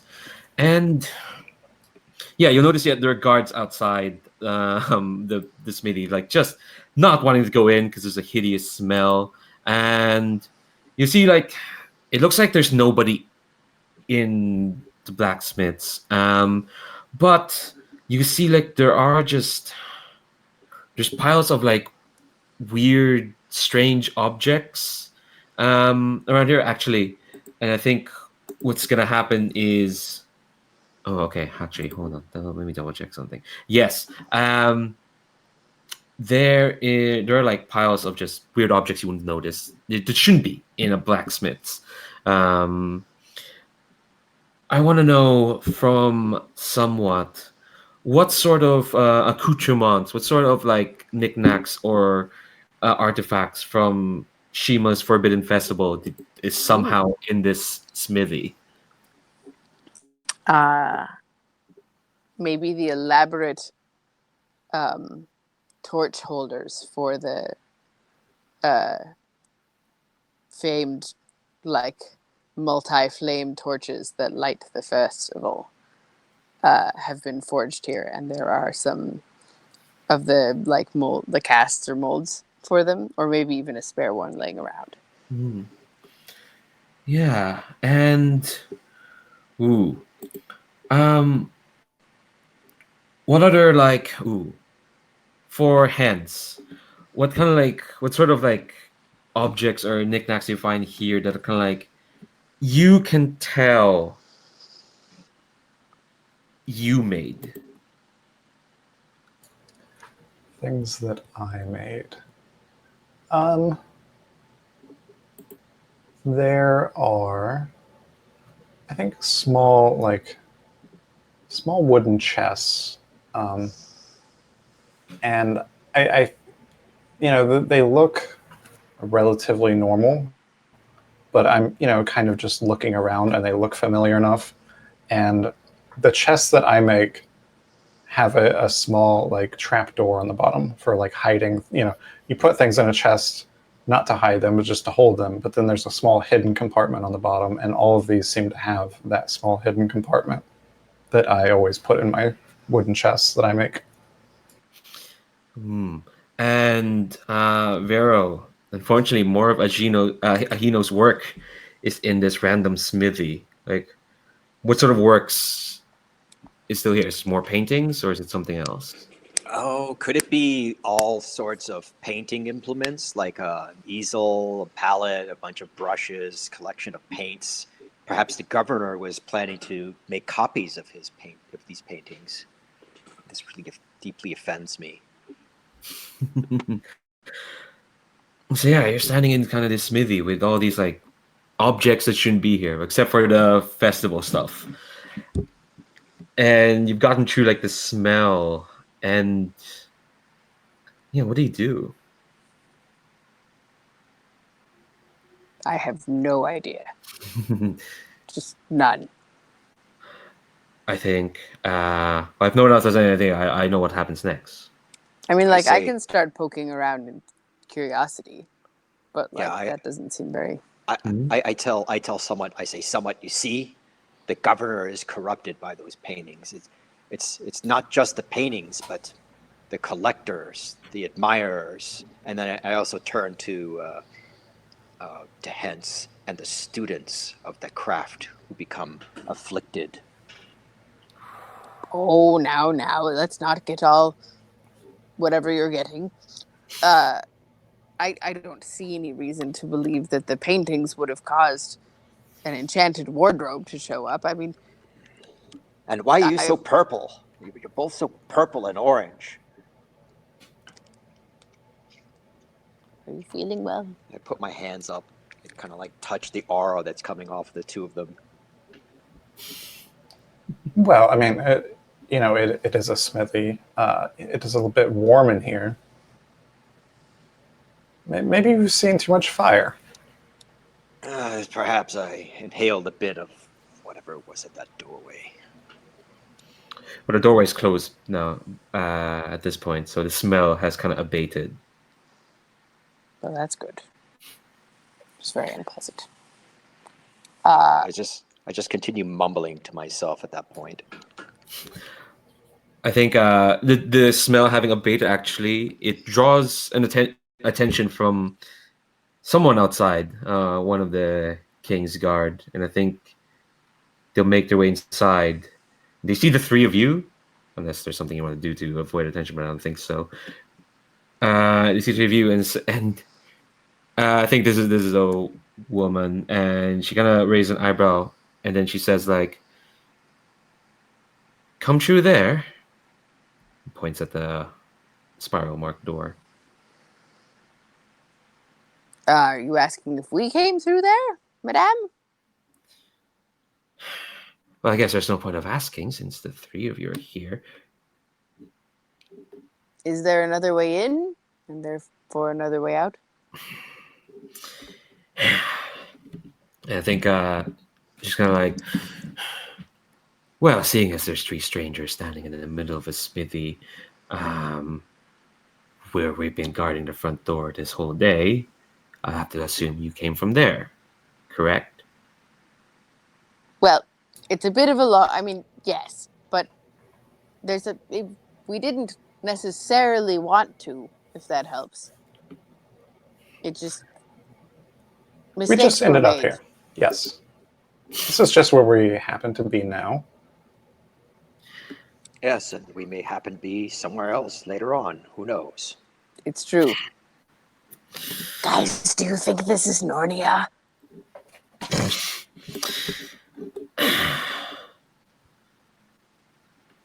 Well, wherever. Oh, go on. I was just going to say, by the way, who are you? Hold on, let me look at my name generator. Oh dear, sorry. Names are weird. I think she kind of raises an eyebrow and says, "Well, I'm a member of the King's Guard here to keep the peace." Lost Pearl. Oh, There we go. Well, I'm a member of the King's Guard here to keep the peace. And Pearl's now sideways. Oh no, the forest is getting to her. Wondering that. I was like, have I gone through the spiral in some weird fashion? I think you have. That's really weird. That Are you is okay quite with the that? ritual. I mean, I don't mind. I often feel like things have gone sideways. See, Anyway, I don't know so- what this is gonna look in the video. That doesn't matter. Well, it doesn't matter. So I think the woman's like, well, I'm a member of the King's Guard here to keep the governor's peace. These spirals, they've not been peaceful. They've been the opposite of peace, and we've been. Can't you smell that? I think she's kind of like backing away from a bit. You can't smell it, but she kind of has a hand over. You can vaguely smell it, but it's not affecting you as much as she is. Yeah, if you want to do that, Pearl, drop in and come in. Because how did that happen? Sideways. Let's open that. do you guys have video on? I'm just curious. Yeah, for at the start just the two, and now the three. Except Pearl is sideways. I don't No, I had not seen anybody's video since we started, so I just left mine off. Let me see Oh. about. Pearl Okay. had the same problem. Not seeing anyone's video. That's really weird. I don't know if When you I can dropped see. out and came back in, I could see everyone, but I wasn't originally sideways. So I'm not Oh. really sure what's going on. Yeah, I can see you now, and you are sideways with that awesome Yeah. hat. Thank you. Robert, I can see Robert, and I can see Leandro. Can you see me? No. We cannot. I Okay. see a camera icon with a slash through it. Perhaps you Yeah, have to I hit tried- the camera button.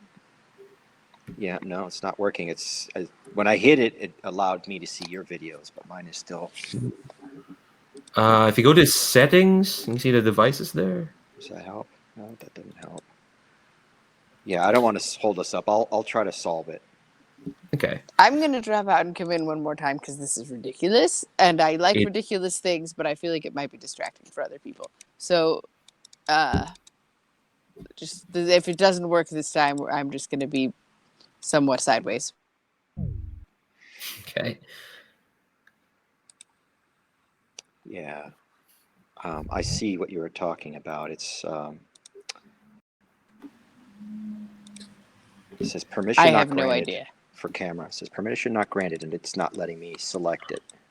Oh, damn, So, Jitsi. yeah, I don't know. Zoom is the way. I tell you. Yeah, I used Zoom before. That worked okay for me. Oh, yeah, no, Zoom works well. I just don't have the money for it. I'm not working right now. Oh, do you have to pay to host it? I see. Well, you have to pay a monthly fee to host more than 40 minutes. Feel I free see. to ask your players. Some of them might have Zoom accounts. Yeah, I know. I know you have Zoom. It's just like I want to try this first because I don't want to ask. I don't want to impose. So I Oh, want to by see. all means, I'm paying them regardless. So, Okay. I'll keep that in mind next time I have you on. indeed. Until then, I will be somewhat sideways. That is. You don't have to hold your heads sideways on our account. Don't worry about it. It's just. We'll say the spiral is getting to us. Okay, all right. If you want to lie down, I'm not going to stop you. I mean, I am laying down, but I could lie down more fully. Yeah. Kind But of. you don't have to. You don't have to. That's It's very fine. confusing. Okay. Yeah. Okay. So yeah, the Kingsguard woman says, "Yeah, well, I'm a member of the Kingsguard here to keep the peace, and from what I see, the Spyros are not keeping the peace. You are not presumably here to keep the peace. And what the hell is that smell?" And she's kind of backing away from the three of you. Well, look, if the spiral is a problem, we're here to deal with that. So if that helps you do your job, if you can stay out of our way, we'll deal with it, and then we'll be out of your way as well. And I think, let me look at some stuff you all know. I think she's gonna need a bit convincing because the three of you just kind of came out of nowhere in this suspicious smithy with all sorts of weird stuff. Well, listen, I mean, we're here to solve a problem. There's 3 of us and 1 of you. So either you help us or we'll just knock you out and do what we need to do. Are you tapping into? Oh, go ahead. Sorry, I was going to ask Hens if he's doing the role and he's tapping into his background as a reformed thug. I am. You're intimidating folks. Yeah, I was going to very ask. intimidating artist. Oh my god, that is a combo and a half. All right, so so you can take 1 die for that. Okay, what do you hope will happen? Actually, let's go through that first. I hope that she will at least explain somewhat about the spiral and perhaps help us get to the bottom of it. And through intimidation, by making her realize that we are strong enough to do whatever it is that we need to do to figure out the spiral. All right. Other players, what could possibly go wrong? She could have backups that we don't see at the moment. So the whole "there are 3 of us and 1 of you" thing could actually not be quite as much a factor as we are thinking. Mm-hmm. Especially if they were like tiny gnome backups that were just hiding behind all the furniture. I don't think that'll happen. Well, no. But they're not. No. Okay. All right. Maybe. What about you, Vero? What do you think could possibly go wrong? I was going to say maybe they have a knowledge of a fighting technique that intimidates Hence. Because it's just this really advanced fighting technique that they've been trained in. Hence would recognize that this is no simple guard. Maybe this is the captain of the guard, and she's just really, really good at fighting. Ooh, okay. All right, I think I'm down for that. So you take 1 die. Hens. Does anyone have a devil's bargain? Oh, sorry, that was my devil's bargain. Oh, okay, that was your devil's bargain. Okay, cool. So basically, like, if this roll goes bad, she has a way to like Counter she's his attack and like subdue him maybe. Another devil's bargain could be that if she is too intimidated, she faints. And then we have to decide whether to just leave her on the ground or try to handle that situation.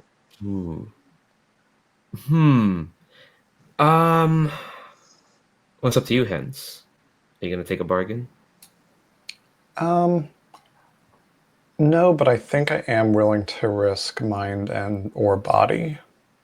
So I will add a dark die to it. Okay. That's the way to do it. So that is a 5 and a 2.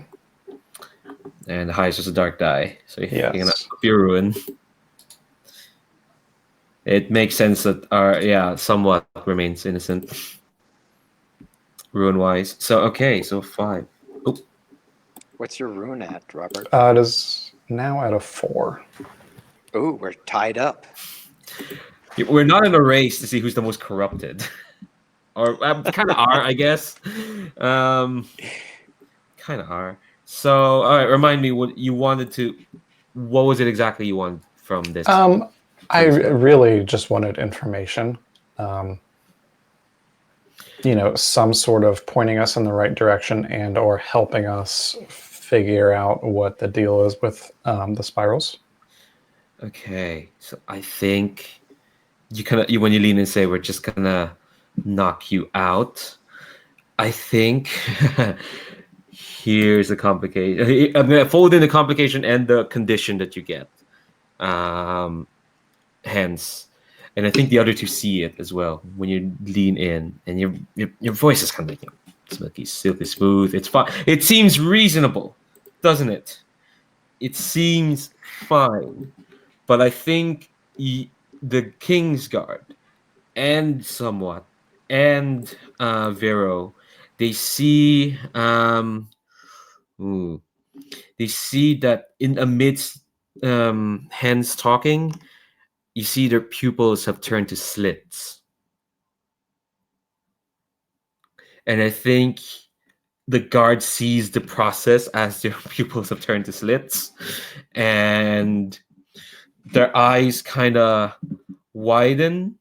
And they are intimidated. In fact, they're so intimidated, they kind of like just back away and they start muttering like, okay, all right, no, get away. I did as you wanted me to. I did it. We had a, and she's back away into the street, and she is gabbing nonsensically, and she's kind of saying that, all right, I put that stuff in the governor's office. Okay, you don't need to come after me. I did as you want me to do. And she starts shouting about like, I put those artifacts in the governor's office. It's not his. I did it. Okay.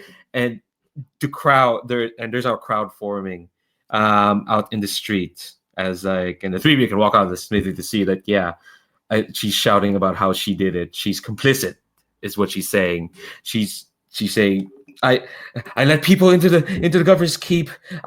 They say they'll give me what I want, and the inquisitors kind of hear that, and you see. I think I'm gonna say like the three of you have walked out of this meeting now to see like this crowd gathering around this poor babbling King's Guard as the inquisitors kind of come, and they're like.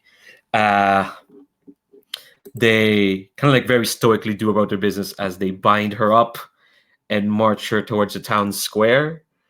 You know what they do in the town. Well, they do stuff in the town square, and as they kind of march up this like babbling, terrified woman, they kind of the inquisitor kind of loudly shout. There's one of them, and I think you'll notice next to him is somewhat your friend Frankel. It's next to the lead inquisitor.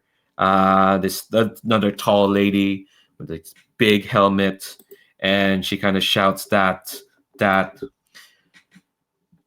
We are here to make an example of anyone who would destroy the peace here in Fort Duhrin.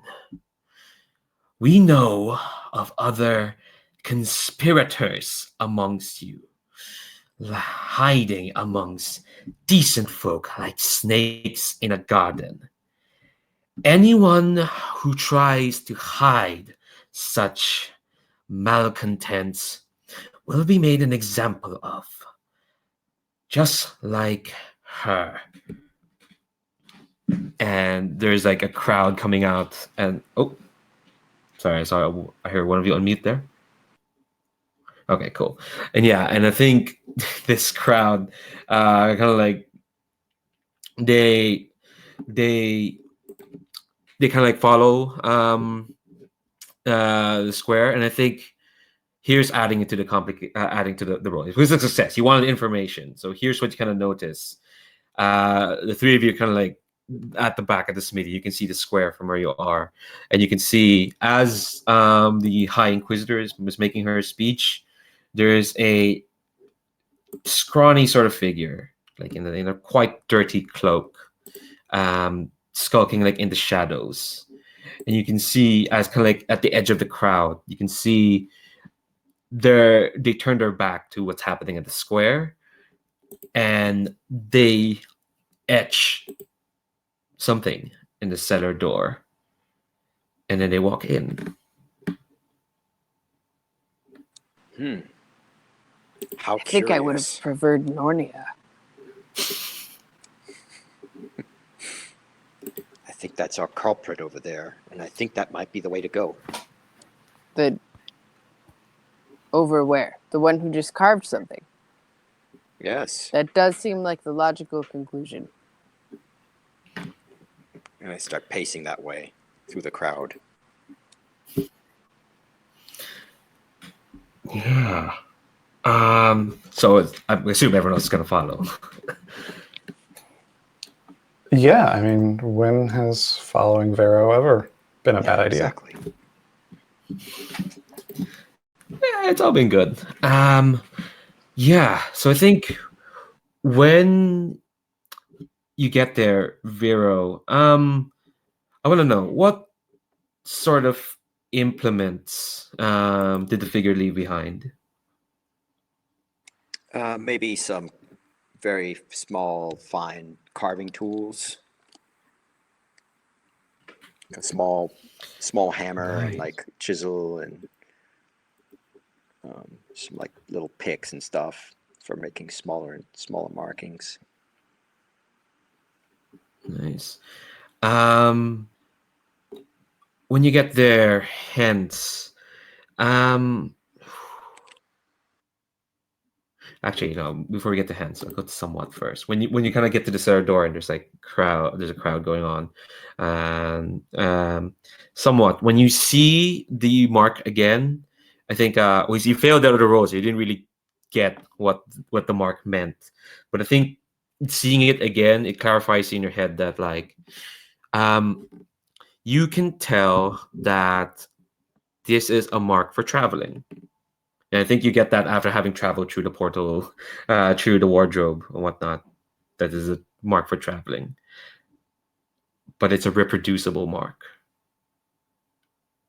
Is what you get when you see like the implements and the rituals and the implements and the carving. And I think somewhat you can get that this is that you can recreate this mark yourself.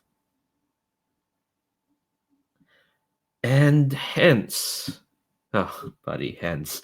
Sorry, I'm blaming Jesse Ross. He gave me the questions here. Hence, did you mean to start opening the cellar door? I'm going to cheat and say like yes and no. Like the thought entered my head, but I didn't I pondered for a second, like, should I go in there?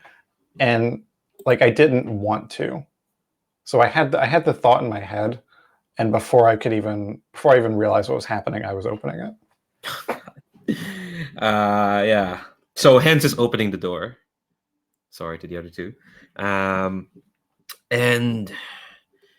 yeah, so the door opens, and you hear this roar from this outdoor, and it's this horrible sort of keening roar. And the weird thing is that only the three of you can hear that. Behind you, the crowd is baying for blood, and people are calling out suspects or whatnot. But in front of you, the cellar door, you can see, you can hear, yeah, this shimmering sort of undulating sort of roar. And the tunnel in front of you is just, it's a subterranean tunnel. It looks kind of cave-like, but again, the walls are rippling. They're undulating with this roaring. And yeah, I'm gonna need all of you to make a ruin roll as you see this. So each of you is gonna roll a dark die. Okay. I would just like to point out while I'm rolling the die that I've suggested perhaps we should just close the door. But I will roll the thing anyway. I mean, you could try closing the door, but seeing this, you have to roll a ruin roll. Just roll a single die. Yeah, the dark die. I mean, you can all roll the single die. There's 3 there.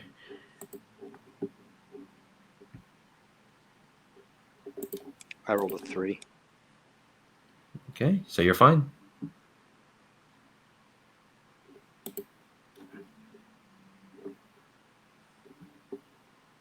I'm just waiting to go last because whenever I try to roll and someone else is rolling on roll your Friday, I get confused. Yeah, I rolled a 4.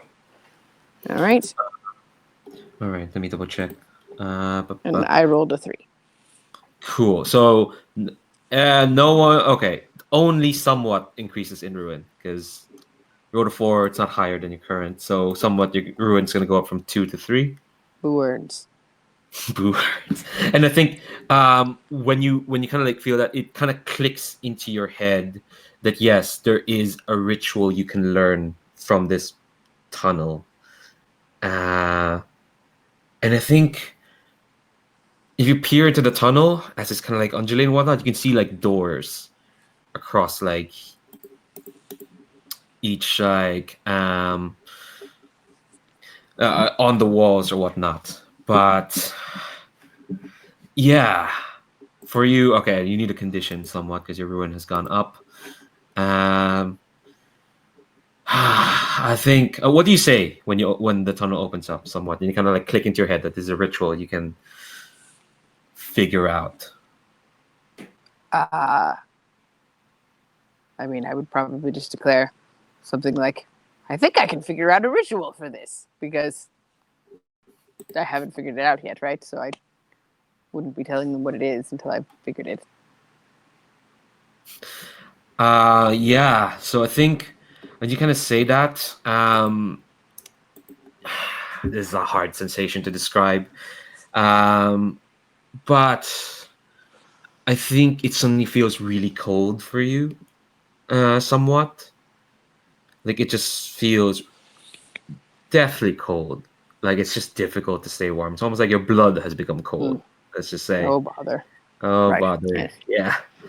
And you say that you think you figured out a ritual, and again you can hear the roaring coming from within the tunnel. Okay, do I figure out the ritual?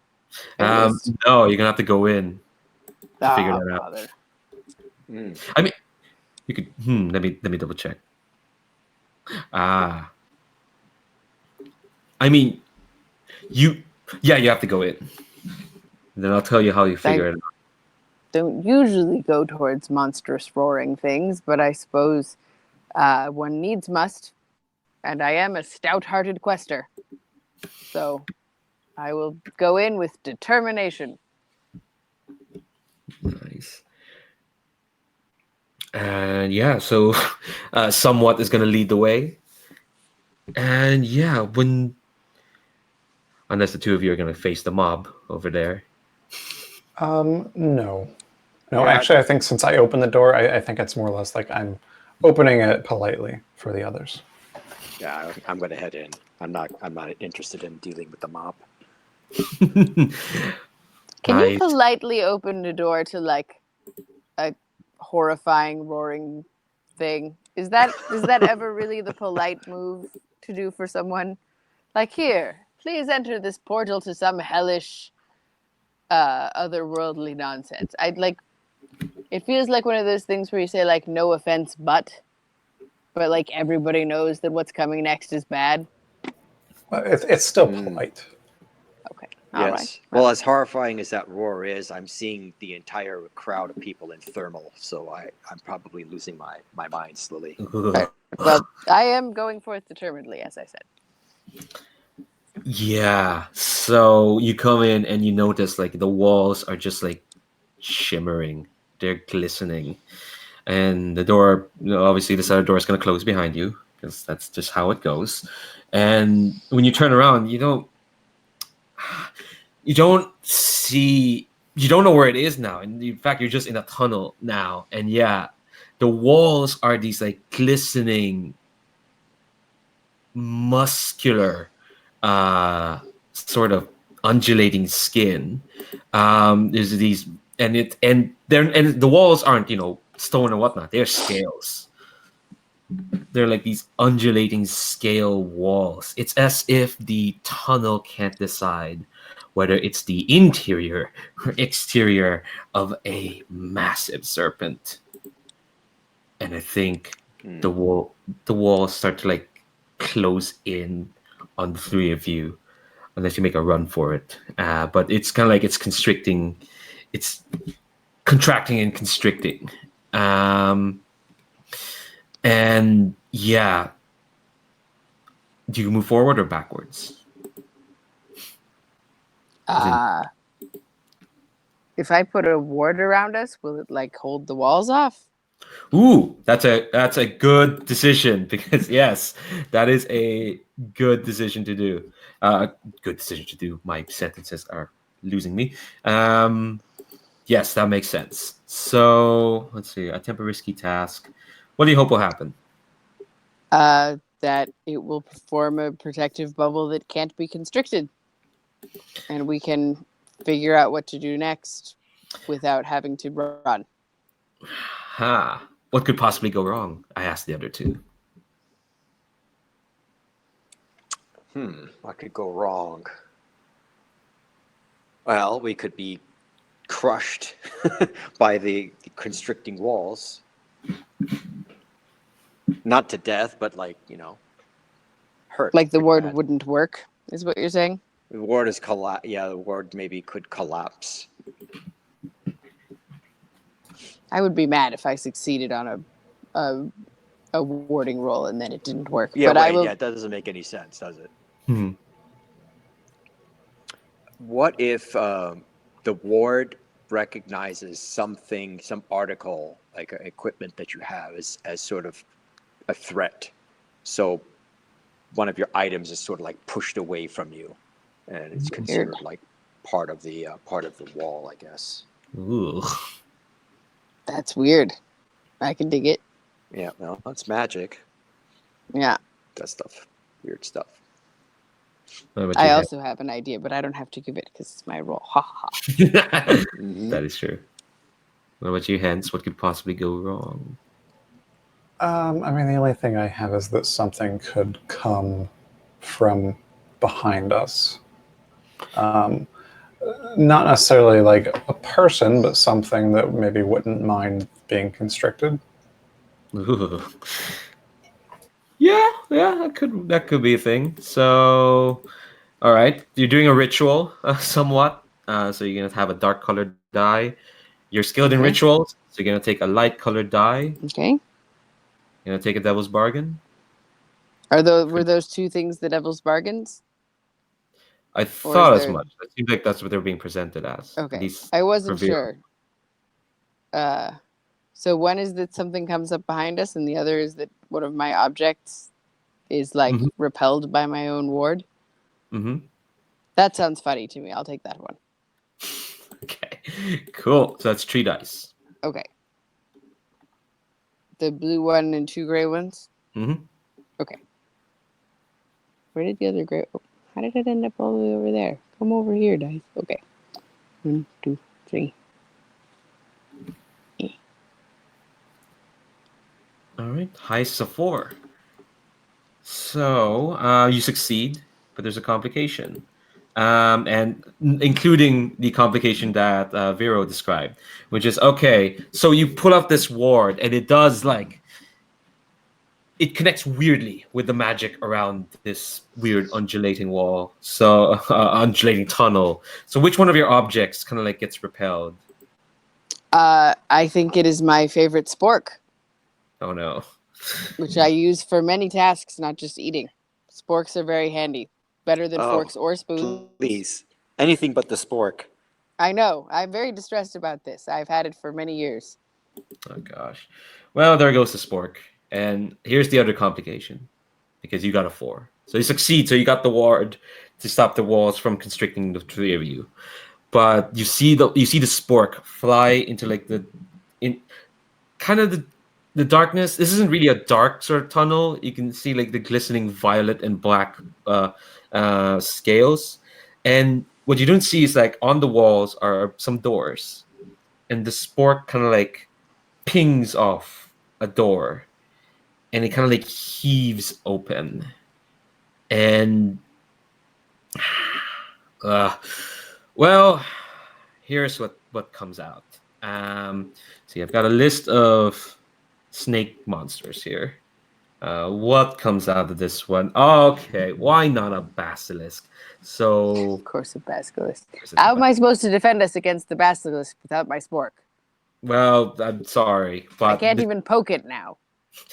well, too bad. So this basilisk comes out, and we're gonna go with the classical chicken snake combination of a basilisk. So it kind of like limbers out of the door, and it's like this kind of mottled, featherless sort of chicken thing with like this snake head, and it kind of like sees the 3 of you, and it looks like it's dripping as well as it kind of like ambles towards the 3 of you.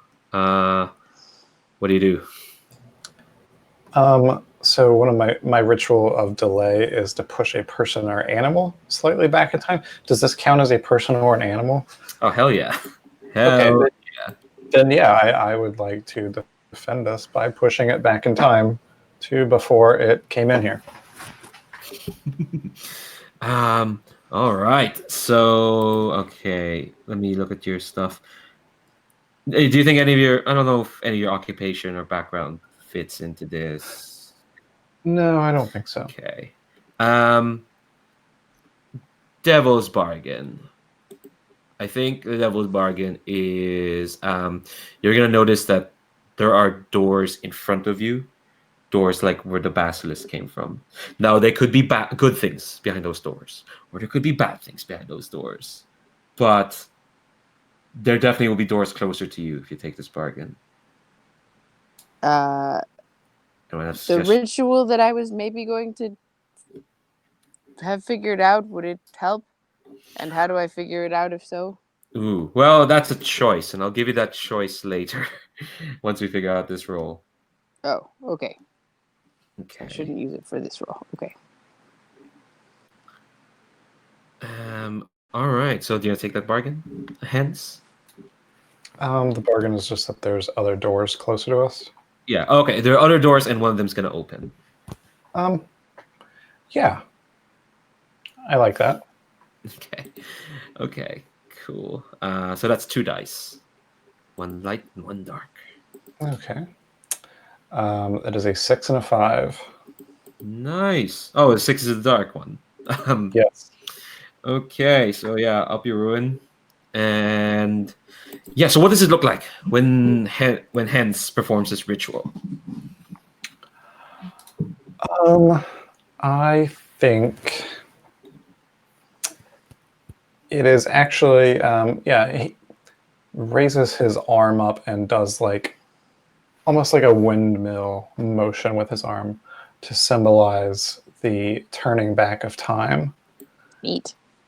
and then stops at the 12 and then goes down and points forward at the basilisk, and then it just disappears, having gone back in time.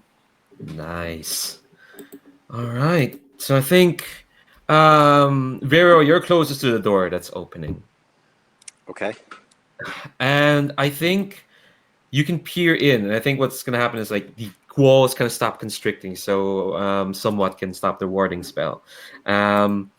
But yeah, the door opens kind of, Vero, and you can look in and you can see like this like big rectangular room inside, and you can see like there are figures in the room, and like there are like figures much like the figure in the scrawny cloak, and they're also wearing kind of like the same cloak, and you can see like they're like set up and they're carving the spirals on the walls of this wooden room, and and in the middle of that room as well is like a clutch of eggs. Okay. I see this, and I say there are many more of those individuals like the one we saw, and they're tending to eggs. They must be the attendants of whatever this creature is that we're inside of. I have an idea. I suggest we destroy those eggs. And in order to get close to them,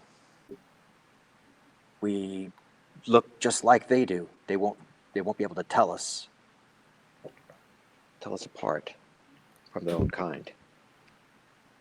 If you'll allow me to perform this magic. Oh man. I feel like this is a bad plan, and yet I also feel like we should go with it. That is... Oh, go ahead. I agree. All right. And recite along with me, and I start uttering the words of my magic. And what I want to do is I'm going to use impersonation, and I'm going to use my illusion magic to make us all look like cultists or whoever these people are. Ooh, interesting. All right. Impersonation. Yeah. Does anyone have a devil's bargain? So you've got 2 dice so far. You get a third. I mean, so many things could go wrong with this. It's just like this in and of itself is probably already doing something wrong. I have a feeling, but we want to add I have one. even more. Yeah. One of the eggs starts to hatch. I'm Great. sold on that one. No need to continue. Okay. 3 dice. Yeah, all right. Eggs hatching is always fun. 1, 2, 3. Well, there's good news and bad news.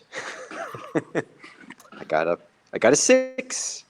That also drives up my ruin from a 4 to a 5. Already? Good heavens! Yes, Yeah. which means on my next rolls going forward, I'm going to be starting to do bad things.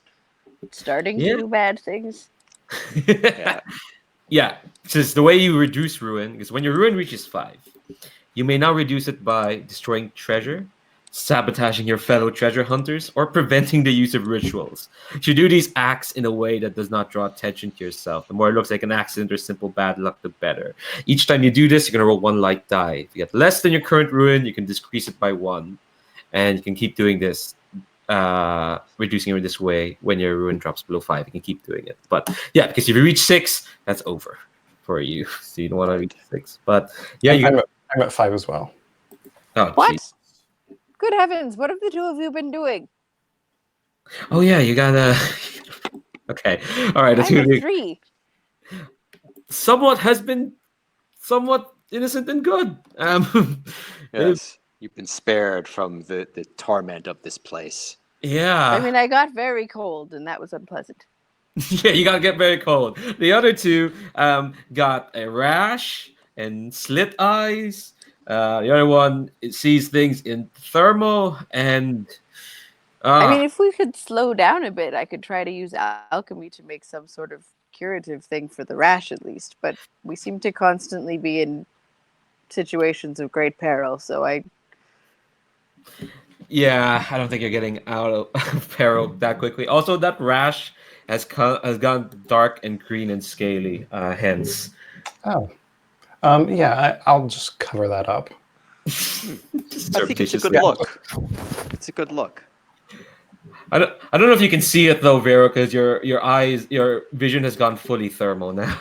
Oh yes, yes, that's right. So I see everything in like the predator. It's beautiful.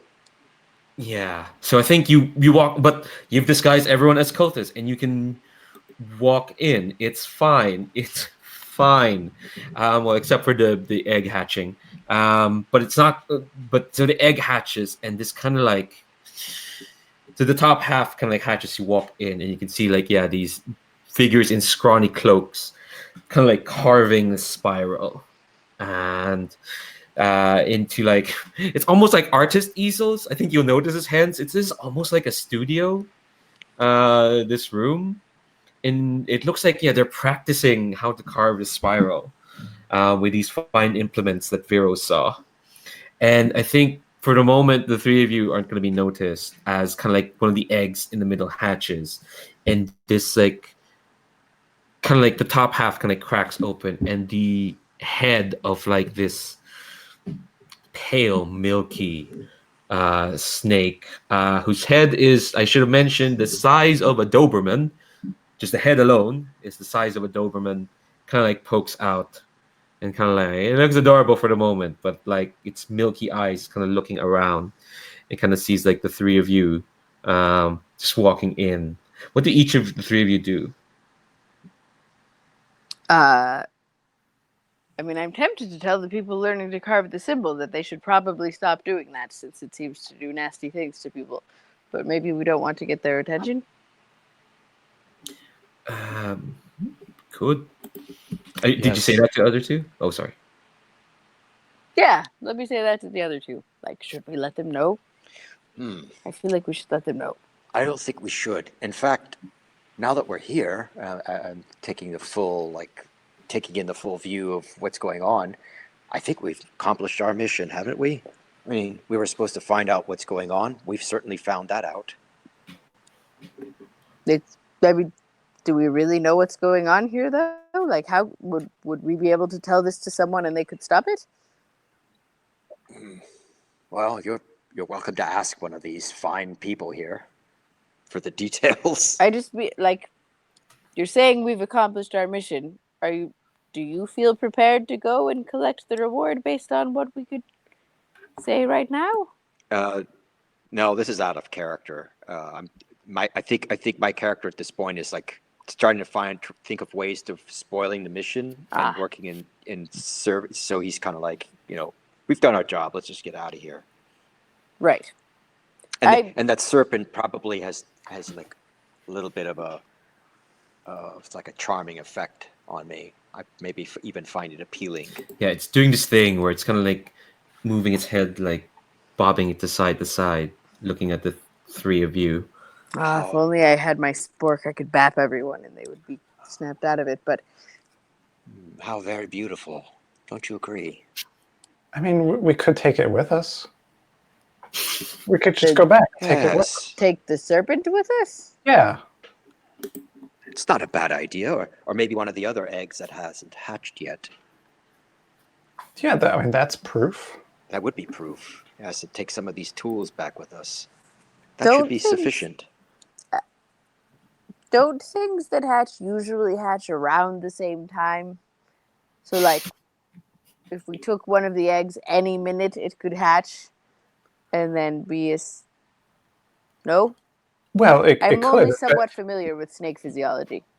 I am no biologist, but I believe if it hatches and we're the first thing it sees, it will, imprint and then friends. Yes, That does sound adorable. I could be a mom to one of these sea serpents. That would be. Yes, there's enough eggs we could all bond to our own serpent. I don't think I need one. if we're just trying to bring proof, I one egg I'm sure would be enough. So, I guess Vero, if you want to take an egg, and maybe I'll take the carving implement since I've lost my handy spork, and perhaps you're right that that's enough evidence. It's somewhat convincing. Well, if you want more evidence, I'm right here. I'll back you up. More evidence than the egg and the tools? Were those what Well, to find out the purpose for all this. do you know how to find that? Maybe kind of follow along with the rest of them and then see what they do and keep it in mind. That does seem logical and yet somehow really poorly considered. But so has most of this. So I'm willing to try it. Is that I don't know, Vero? Was that like you are trying to sabotage this thing, Yes. right? Yeah, This- I'm kind of like in between wanting to do the mission and I'm at 5 ruins, so I'm thinking of ways of doing bad things, looking for opportunities. All right. Well, it sounds like the three of you are kind of like splitting off to do different things in this room. Somewhat wants to get for something to replace their spork. Vero, you want to grab the snake? Am I right? I just want to clarify where we are. No, I think Vera's just saying things like that. But what Vera's really want to do is make sure that no one else succeeds at what we're doing at this point. Does Hens share the same purpose at the moment? Yes. Though Hens does kind of want to hatch, to bond with one of these serpents. Oh, God. I mean, having a serpent of your own is a big responsibility, but It's true. You have to feed it, and they eat like gross things that are alive.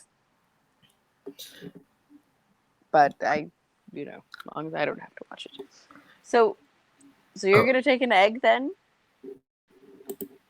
Hence, and yes. is there something stopping me from taking the tools that were left behind? Here's the thing. While you're in this room, somewhat, you see them carving the spiral, and you realize, not realize, it's like you're being compelled to if you watch them and you can put together and grab one of their tools, you can figure out how to do it, how to do the ritual they're making, the spiral ritual. And here's the thing. And because you're skilled in rituals, you're kind of like the first one to figure this out. The other two could, but they would need to make rolls. But for you, it's actually a choice. You either make a risk roll so that you can get away from this compulsion, or you can give in to the compulsion so you can just learn it here. I don't think I want to give into a compulsion to figure out how to make the horrible symbols. That seems like a terrible idea. Even for me, it doesn't even seem somewhat terrible. That seems concretely terrible. I'm going to make a risk roll, you said, to resist that? Yes, Yeah, you're going to make a risk to resist. Heavens. All right, so I'm going to say because this involves rituals, you're going to get it. Okay, good. I'll be nice and let you have that. Thank you. Ooh. What? Do we want to bargain? What do you think the other two? What could possibly go wrong with trying to resist this compulsion? And the compulsion, resisting the compulsion to understand the symbol? To learn how to make the symbol. Yes, and how it works. Symbol, yeah. I think. Sorry. Go ahead. I think my devil's bargain is that because the spiral has imprinted on the other two, they learn how to do the ritual. Yeah, that's cool.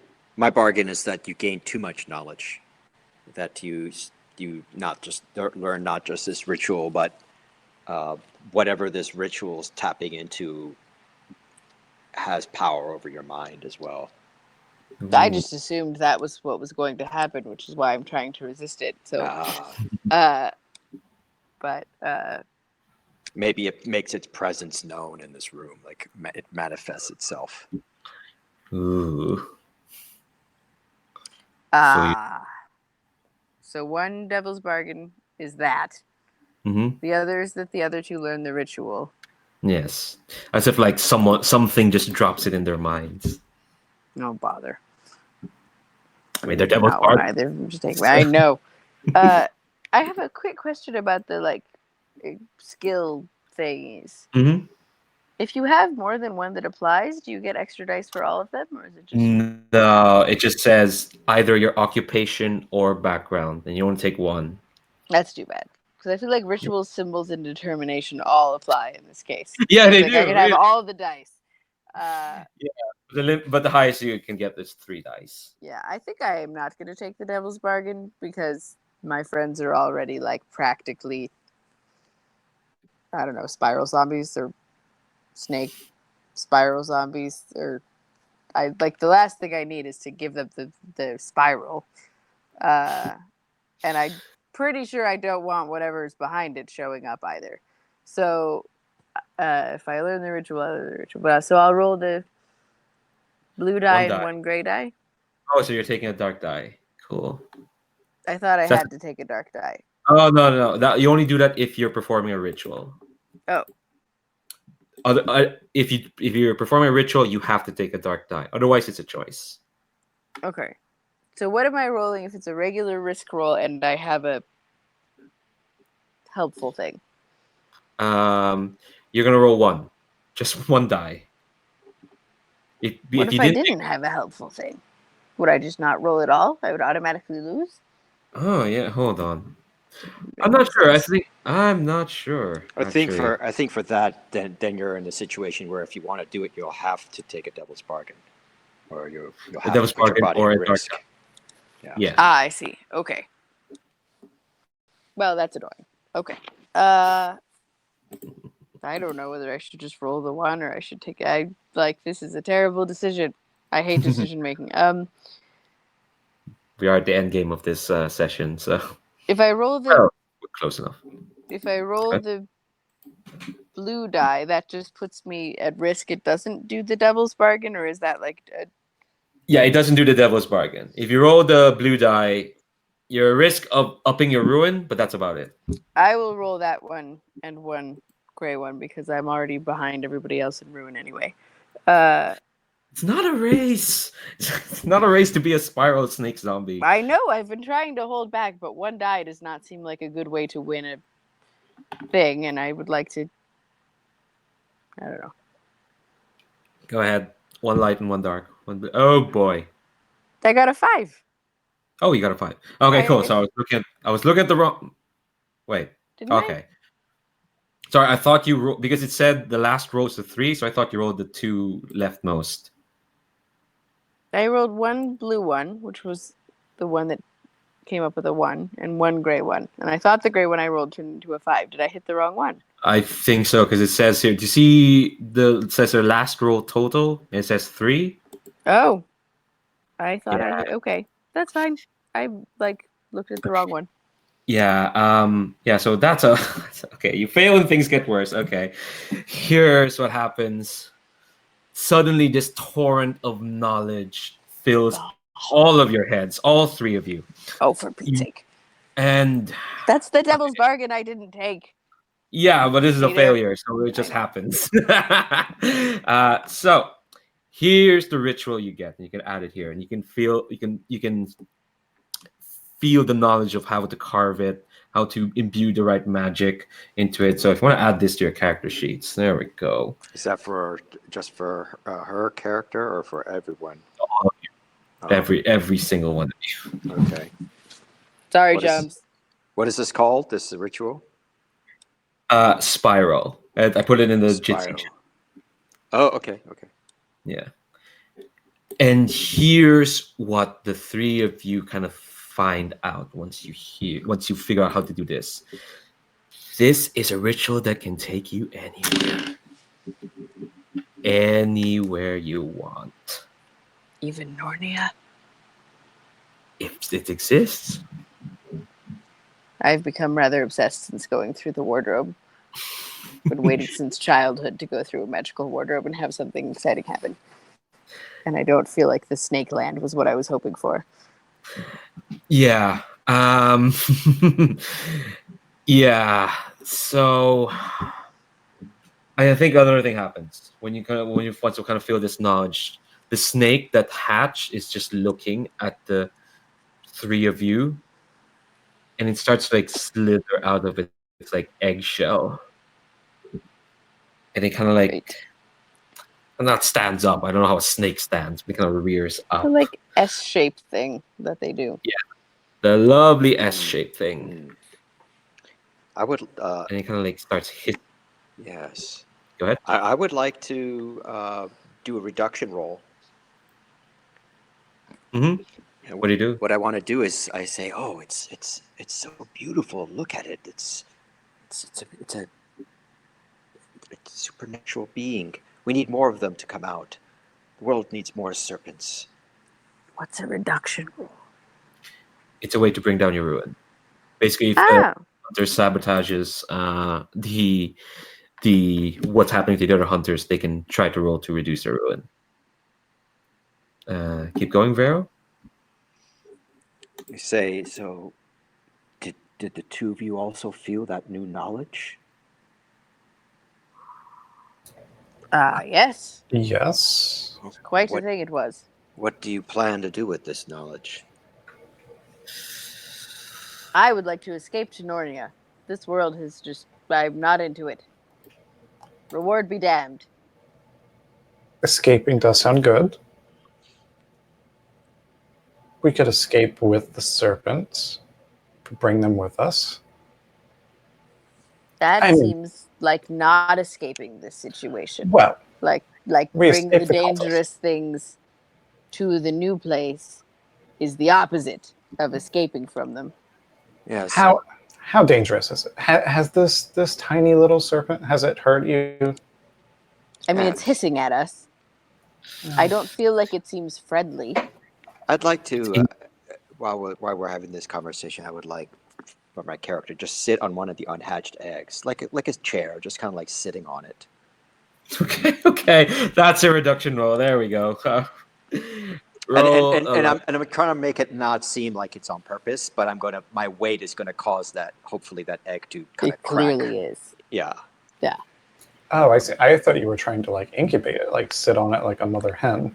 Oh, that's not a bad idea either, but I don't know how long that would take. I was kind of trying to do like a reduction roll that can happen quickly. I mean, look, these are magic eggs, you know. So- Yes. Yeah, but roll that light die. All right, let's do it. I think I'll roll this die over here. 4. So I need to roll All right. less than my ruin. Is that right? Yes. Yeah. Take So I succeeded. So my ruin comes down by 1. Oh, good. Now you can stop being so duplicitous. Yes. Yeah, but you're gonna need to keep doing it to keep reducing. But yeah, Right. so this Yeah. snake is kind of is hissing now, and I think you can, Vero, you feel the egg beneath you start cracking as well, Mm. and I think you kind of tell that the vibe of the room is telling you out to get. As a snake, kind of like it's looking specifically at you somewhat because you're the one who's less like a snake zombie. Someone So- we have what we need now, don't we? We know the ritual. That's evidence. Let's just grab some eggshell and some tools and get out of here. Okay, but like if we go and show that we have the tools and the knowledge, won't they just think we're the ones behind the ritual? Oh, I can dispel this illusion. We won't look like the rest of them when we leave. But I'm pretty sure they want us to give the source of the, like, They don't want to know how to do the spirals. They want to know who is doing the spirals. And there has to be some head of this Oh, yes. thing, right? Why don't we just grab them and take them with us? Grab whom? We still don't know who's in charge here. Do we? It's not the snakes. Well, do Is we it? need the reward? Can't we just, now we know the ritual, can't we just go take the reward? I mean, my impulse is to carve a symbol and go to Nornia and forget the rest of you. And not to take a snake because it could have a fragile ecosystem. You can't bring strange animals places. You could mess up everything. So out of character, what was our sort of mission? Was just to find out, right? Yeah, it was to find out who was carving the spirals. Do we? I mean, I'm just asking as a player. Do we know that now? Do we have Well, not really. You know how to do it, and you're in a weird room. Like we've seen some snake people tunnel. do it, right? But we Yeah. don't know how they're affiliated, do we? Those people are still there. By the way, they're almost like robotically like carving into the weird easels. But like, yeah, you figured out how to do it. You've not figured out who's doing it. But I mean, your characters are making some salient points. One person just wants to fuck off. The other person said you've not figured out who's actually doing it. But you have a I ritual. said both of those things, in fact. Oh, okay. Who knew that somewhat was a sensible one? So now that I've got some Somewhat small grasp sensible. of my mind, I would like to study those individuals and find out what's behind all this. How are you doing this, Vero? Well, we've got the illusion we look like them, so that probably would allow us to walk freely, as long as I look like I'm stopping every now and then to draw a little bit of the symbol on the wall. I can get closer and closer to whoever these people are. Aren't they drawing them on easels? Yep. Okay, yeah. So I'll go take up a blank easel and start working on one and just kind of study them while I'm doing this. Cool. This is a risk roll. Yeah. I feel like it's more impersonation, so it Yeah, would be within my purview. Definitely. Okay, so take one light colored. Star Devil's Bargain. Yeah. Yeah, that he carves it or paints it or whatever with the easel, and it activates and sends him to wherever he's carved it to. As a consequence of studying the people around him. If he is gonna carve the symbol to do it, I mean, that's what the symbol does. I think it's gonna open a portal. I'll modify that. That can happen, but it can open a portal, and you won't have control as to where the portal leads. But you don't have to go through it. That makes more sense. Yeah. I like that better. Yes. Okay. Robert, got any Devil's Bargain? No, that's what I was thinking too. Is that almost opens. similarly to when Hence kind of subconsciously opened that door, like he would subconsciously draw Yeah. the. Yeah, I cool. mean, we have been compelled to get this knowledge in the first place, so clearly there is some trickery afoot. So let's roll with that Devil's Bargain. Cool. Yeah. So I think 2 light dice you got. This isn't a ritual, so you don't have to. I'm going to go with that dark die also. I'm gonna risk my body and mind for this as well. Okay. You just got it back. You I know. just did. I know. All right, here we go. Hey, not bad. So I don't take ruin, and I got a 4. Nice. So complication. Here's what you notice. You're looking at the person nearest to you, right? Yeah. And I think you're peering in and you see like they're just wearing like these crappy scrawny like cloak. They're like Jawas. Brown cloak. You can't really see their face. And you peer close and you peer at them and like they kind of like stop carving and they move their head towards you, and they're looking through, and you hear the chorus of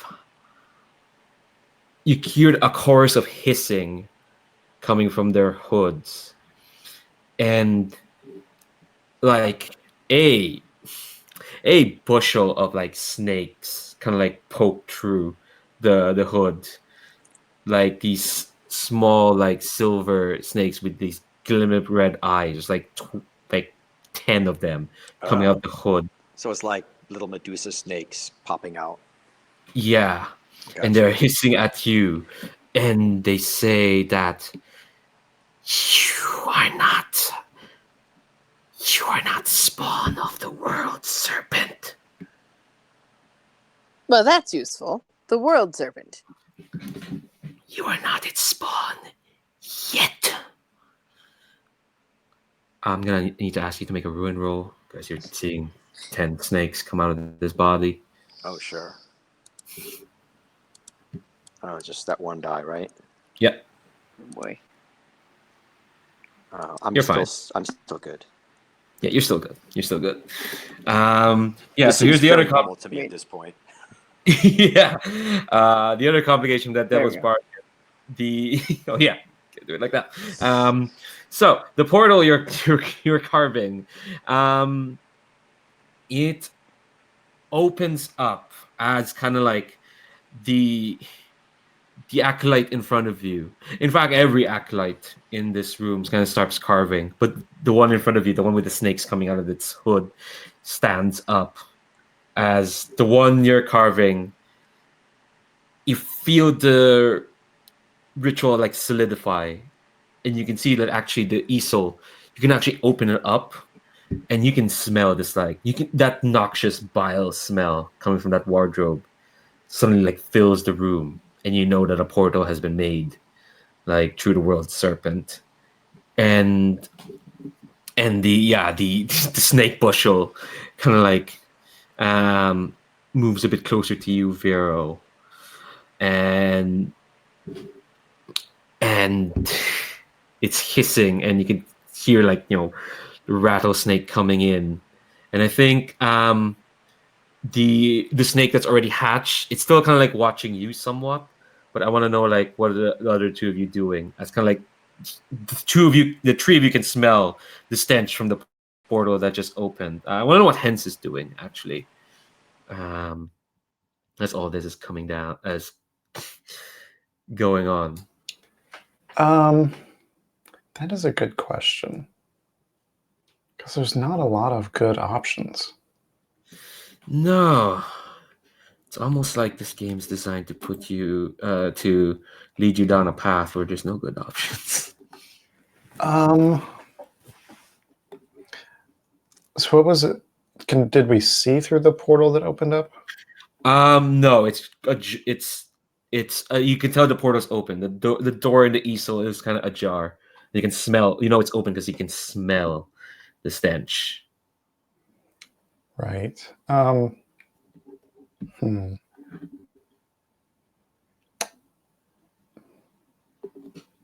I think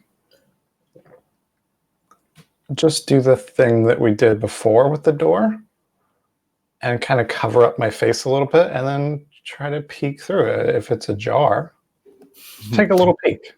Okay, so this is gonna happen while Vero is being threatened by this snake acolyte. Just gonna peek through. Okay. Yeah. And all right.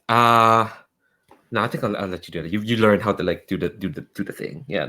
Yeah, I think as I raise, to cover my face, like you just see like the massive green rash across my neck and chest. Ugh. Yeah. So you peek through, and like, as soon as like you open it, Vero, I think you open this portal, right? I think you just feel like you feel paranoid because here's what Hans sees.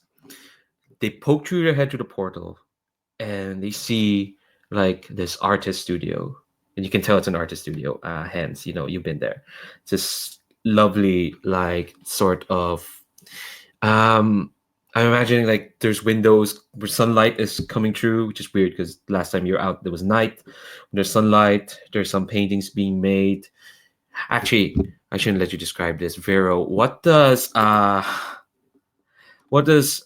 Ahino's studio look like?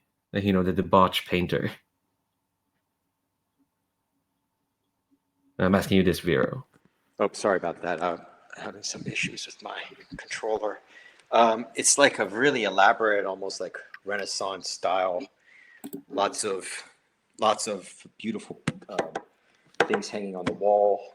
Just layers on layers of easels, and very high ceilings, ogival arches, lots of light coming in, strong smell of solvents and paints and things like that. Yeah, so I think when Hens pokes through, Vero, you just feel like it's like he's taking a peek at like your hoard, your treasure hoard. So there's a compulsion there. Somewhat. You're kind of like away from them, I assume. You're just watching this tableau. Yeah, nothing good is going on here. Mhm. And I am totally going to try to fuck off to Nornia and find Ashcan the tiger. He will know what to do.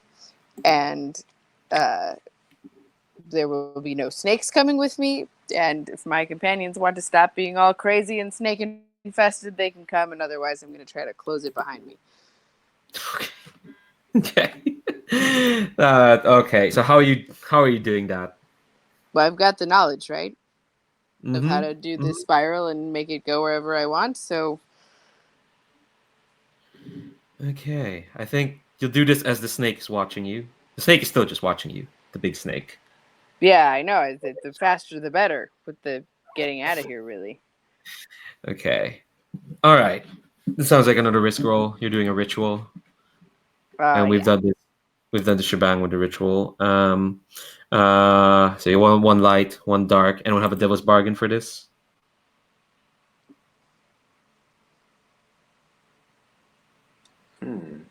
You're just trying to get out, basically, right?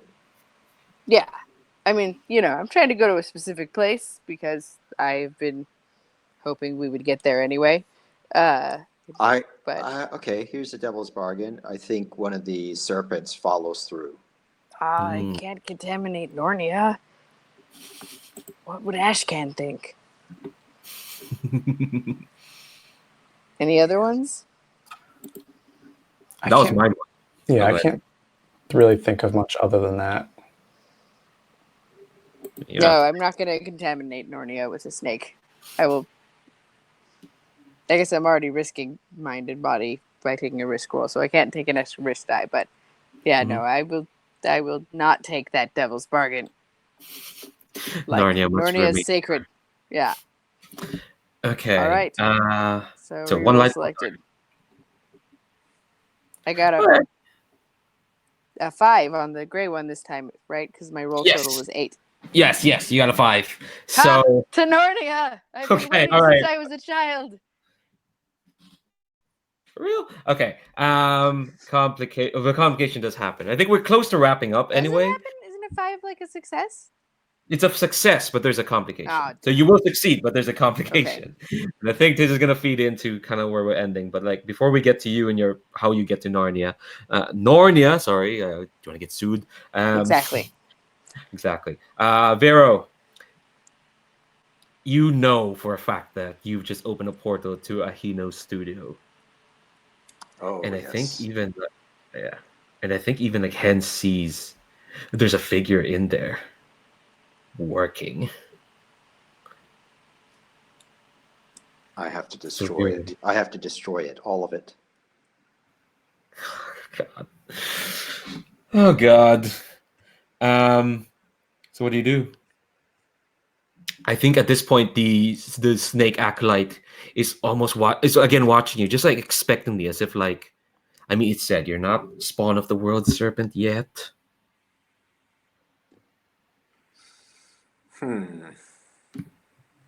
What do you do, Vero? I mean, my drive is to destroy the works of Ahino, but not it doesn't say anything about destroying Ahino himself. Yeah. The thing is, while Ahino's around, there'll be more works. There'll be more works as long as Ahino is around, right? Yeah. So, I mean, he's gonna stop. Do you think he's gonna stop? Okay. Yeah. Okay. So I'm going to do something kind of, or try to do something. I want to transpose myself with Ahino, if I can find a way to do that. I want to pull Ahino into this room where he'll meet his doom at the hands of these serpents, and I would like to go into his studio, switch places with him, and to destroy all of his paintings, the last of his artworks. Oh my god. Ooh. If I we have can, this ritual of travel, right? The spiral ritual. yeah. Well, that's the one you did to create the portal. Right. So I mean, could I use that ritual to push myself through and him to pull him out, or is that not going to be fitting that description? You know what? We can say that. It's you're gonna pull him out through some horrible serpenty magic, snake magic. Could I use my for occupation? Could I use silence to kind of like do this in a stealthy way so that he doesn't turn around, he doesn't notice anything before it's too late? You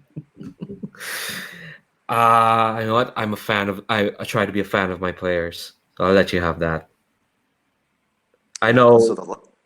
Okay. Yeah, go ahead. No, I'm just making comments. Go ahead. No, I was just going to say, if everyone has any devil's bargains for this, definitely want to hear it. So something I've been thinking since the beginning of the game is the debauchery is actually pretty rad. Like, I don't know why you'd want to, like, he's not an evil artist, he's just a debauched one. So maybe the complication is that you see kind of the joy of debauchery and are now twisted or torn inside about your mission and whether it actually is what needs to be done. Okay. Yeah, maybe the ruin that I've taken has altered my perception. You are taking his place. Kinda.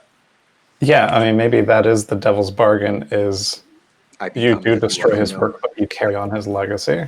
Oh. Maybe, well, I have way worse than mine. Yeah, my background is in poetry, so maybe my poetry is all about become a debauched poet? Debauched poet. Writing verses about Ahino's lost works, which I'm about to destroy. I mean, I think you should write poetry about debauchery. Yeah, that sounds like a book I would read. Yeah. Anyway, yeah, it's cool. I like the idea of becoming debauched myself and carrying on, art in whatever form it takes. We'll see if you succeed first. Yeah, I'll have to succeed. So that sounds like I got 3 dice. Yeah, you got 3 dice. All right.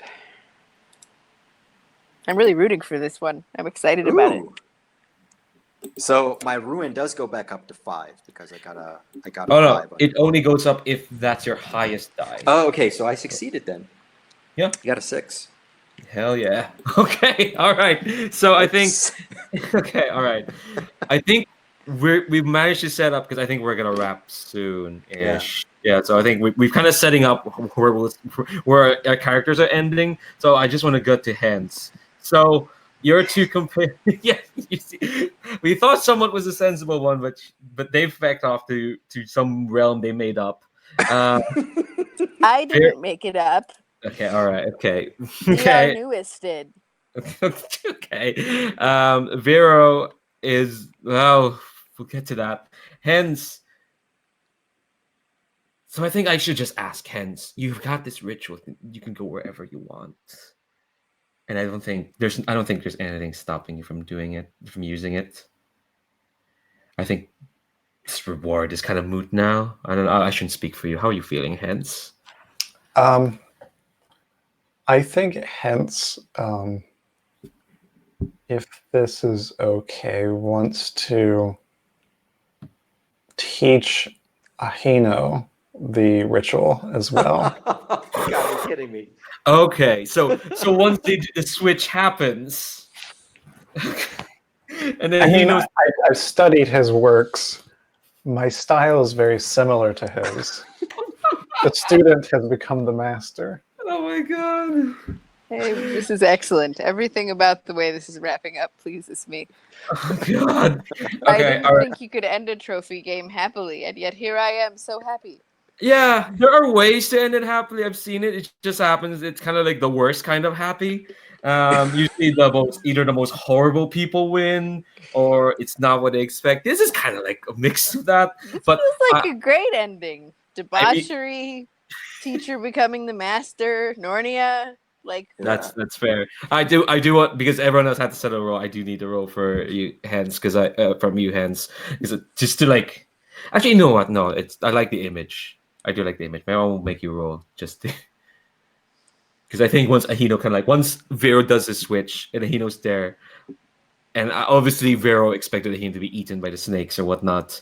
So what do you say when he's standing there looking really scared and confused? Hence, what do you say? Yeah, I think he's there. He's very scared, and I think the acolytes are kind of like almost coming down on him. And I think I would almost like step in front of them and look at them, with my slitted eyes and my greening chest, and kind of give him an offer to, to learn the greatest art.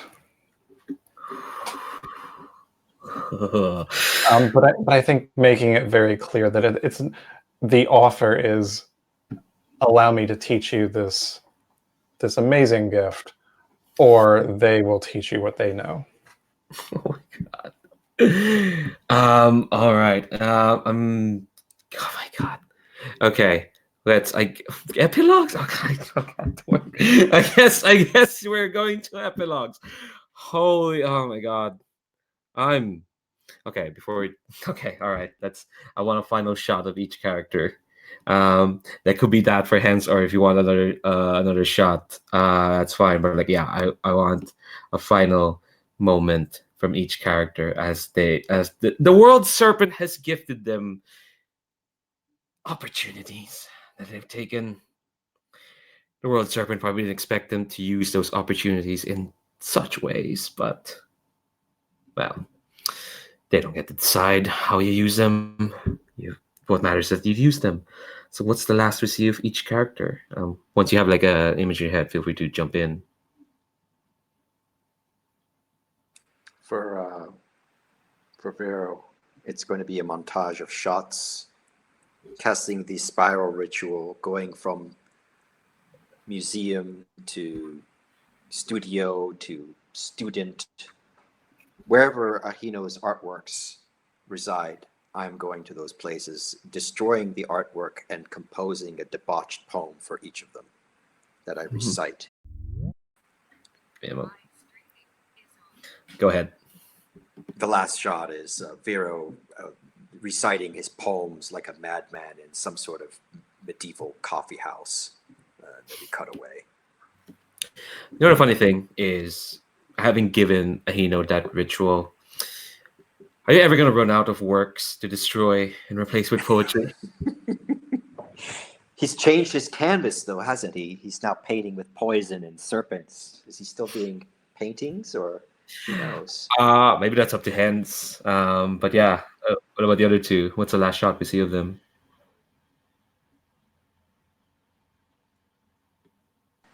I'm working on mine. I'm almost there. Mm-hmm.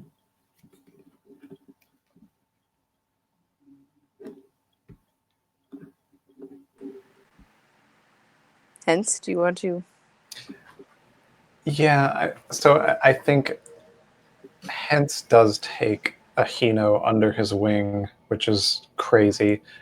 And, there's much to learn from each other. But yeah, Ahino knows that ritual now. And Hence takes Ahino back basically to use their powers, their combined powers, I guess, of this terrible art and the spiral ritual, to pretty much help his family. But because hence, this whole thing was just to try to make a better name for his family, but in doing so kind of wipes his family out. I don't think they understood. They can't possibly understand this level of power, and I think that they're not willing to take Hence in with his, his slitted eyes. He still has this snake-like appearance to him, and so in a way, he has restored the name of his family.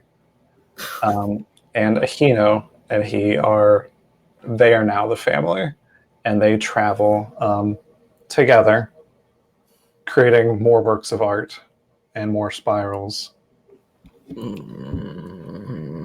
And they live ever after. I don't know if I'd say happily ever after. Probably not. Somewhat. Give us a happy ending if you have one. Oh, yes, I do. So I have arrived in Nornia. Did you say a snake came after me? Yeah, definitely. But luckily, there are several very delightful-looking children with British accents and swords and things there. And I say, "Excuse me, may I have that?" And I grab one of their swords and I cut off the snake's head, and then I chop it into bits so it can't contaminate Nornia with its snakiness.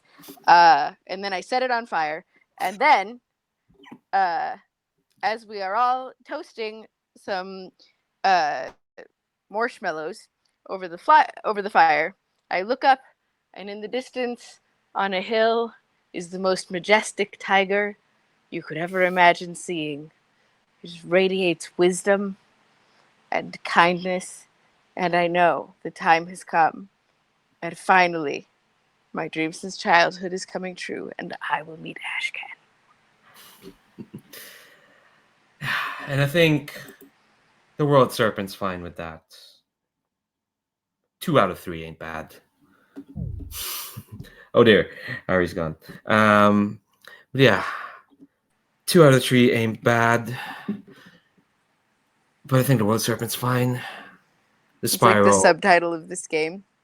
Yeah. Trophy the spiral, 2 out of 3 ain't bad. Well, the spiral spreads. The spiral gets around. And the world serpent, it roars and it seethes, but it grows as the spiral grows. So what if it doesn't get to Nornia? It's fine. It's got the rest of the world. And I tried, man. You tried, but, well, again, 2 out of 3. So, yeah, that's it for this session of Trophy. Okay. All right, cool. You didn't miss much, Ari. What you missed is the world serpent's fine with Narnia not being penetrated by snakes. 2 out of 3 ain't bad, but it sees and it grows as the other two spread the spiral. Awesome. But yeah, so that was Trophy the Spiral. Thanks very much. Thanks very much to these These players are amazing. Oh my god, you three are just Jesus Christ. I'll save that for the debrief. But like, I always got try to get it on the broadcast, on the recorded broadcast. Yeah. These players are fab. You'll be ridiculous to say no to playing with them. To anyone watching this. It's go sideways, but yeah, you want to check out more stuff from the Gauntlet. Links down below if you want to check out Trophy to anyone watching. The link down below to grab it. Not sure we can get the spiral at the moment. Sign up for the Trophy newsletter. Maybe it'll pop up again. But yeah, check all that out. Gauntlet, whatnot. I'll turn off the broadcast this time of my own volition, Jitsi, and yeah, thanks very much, folks. Podcast.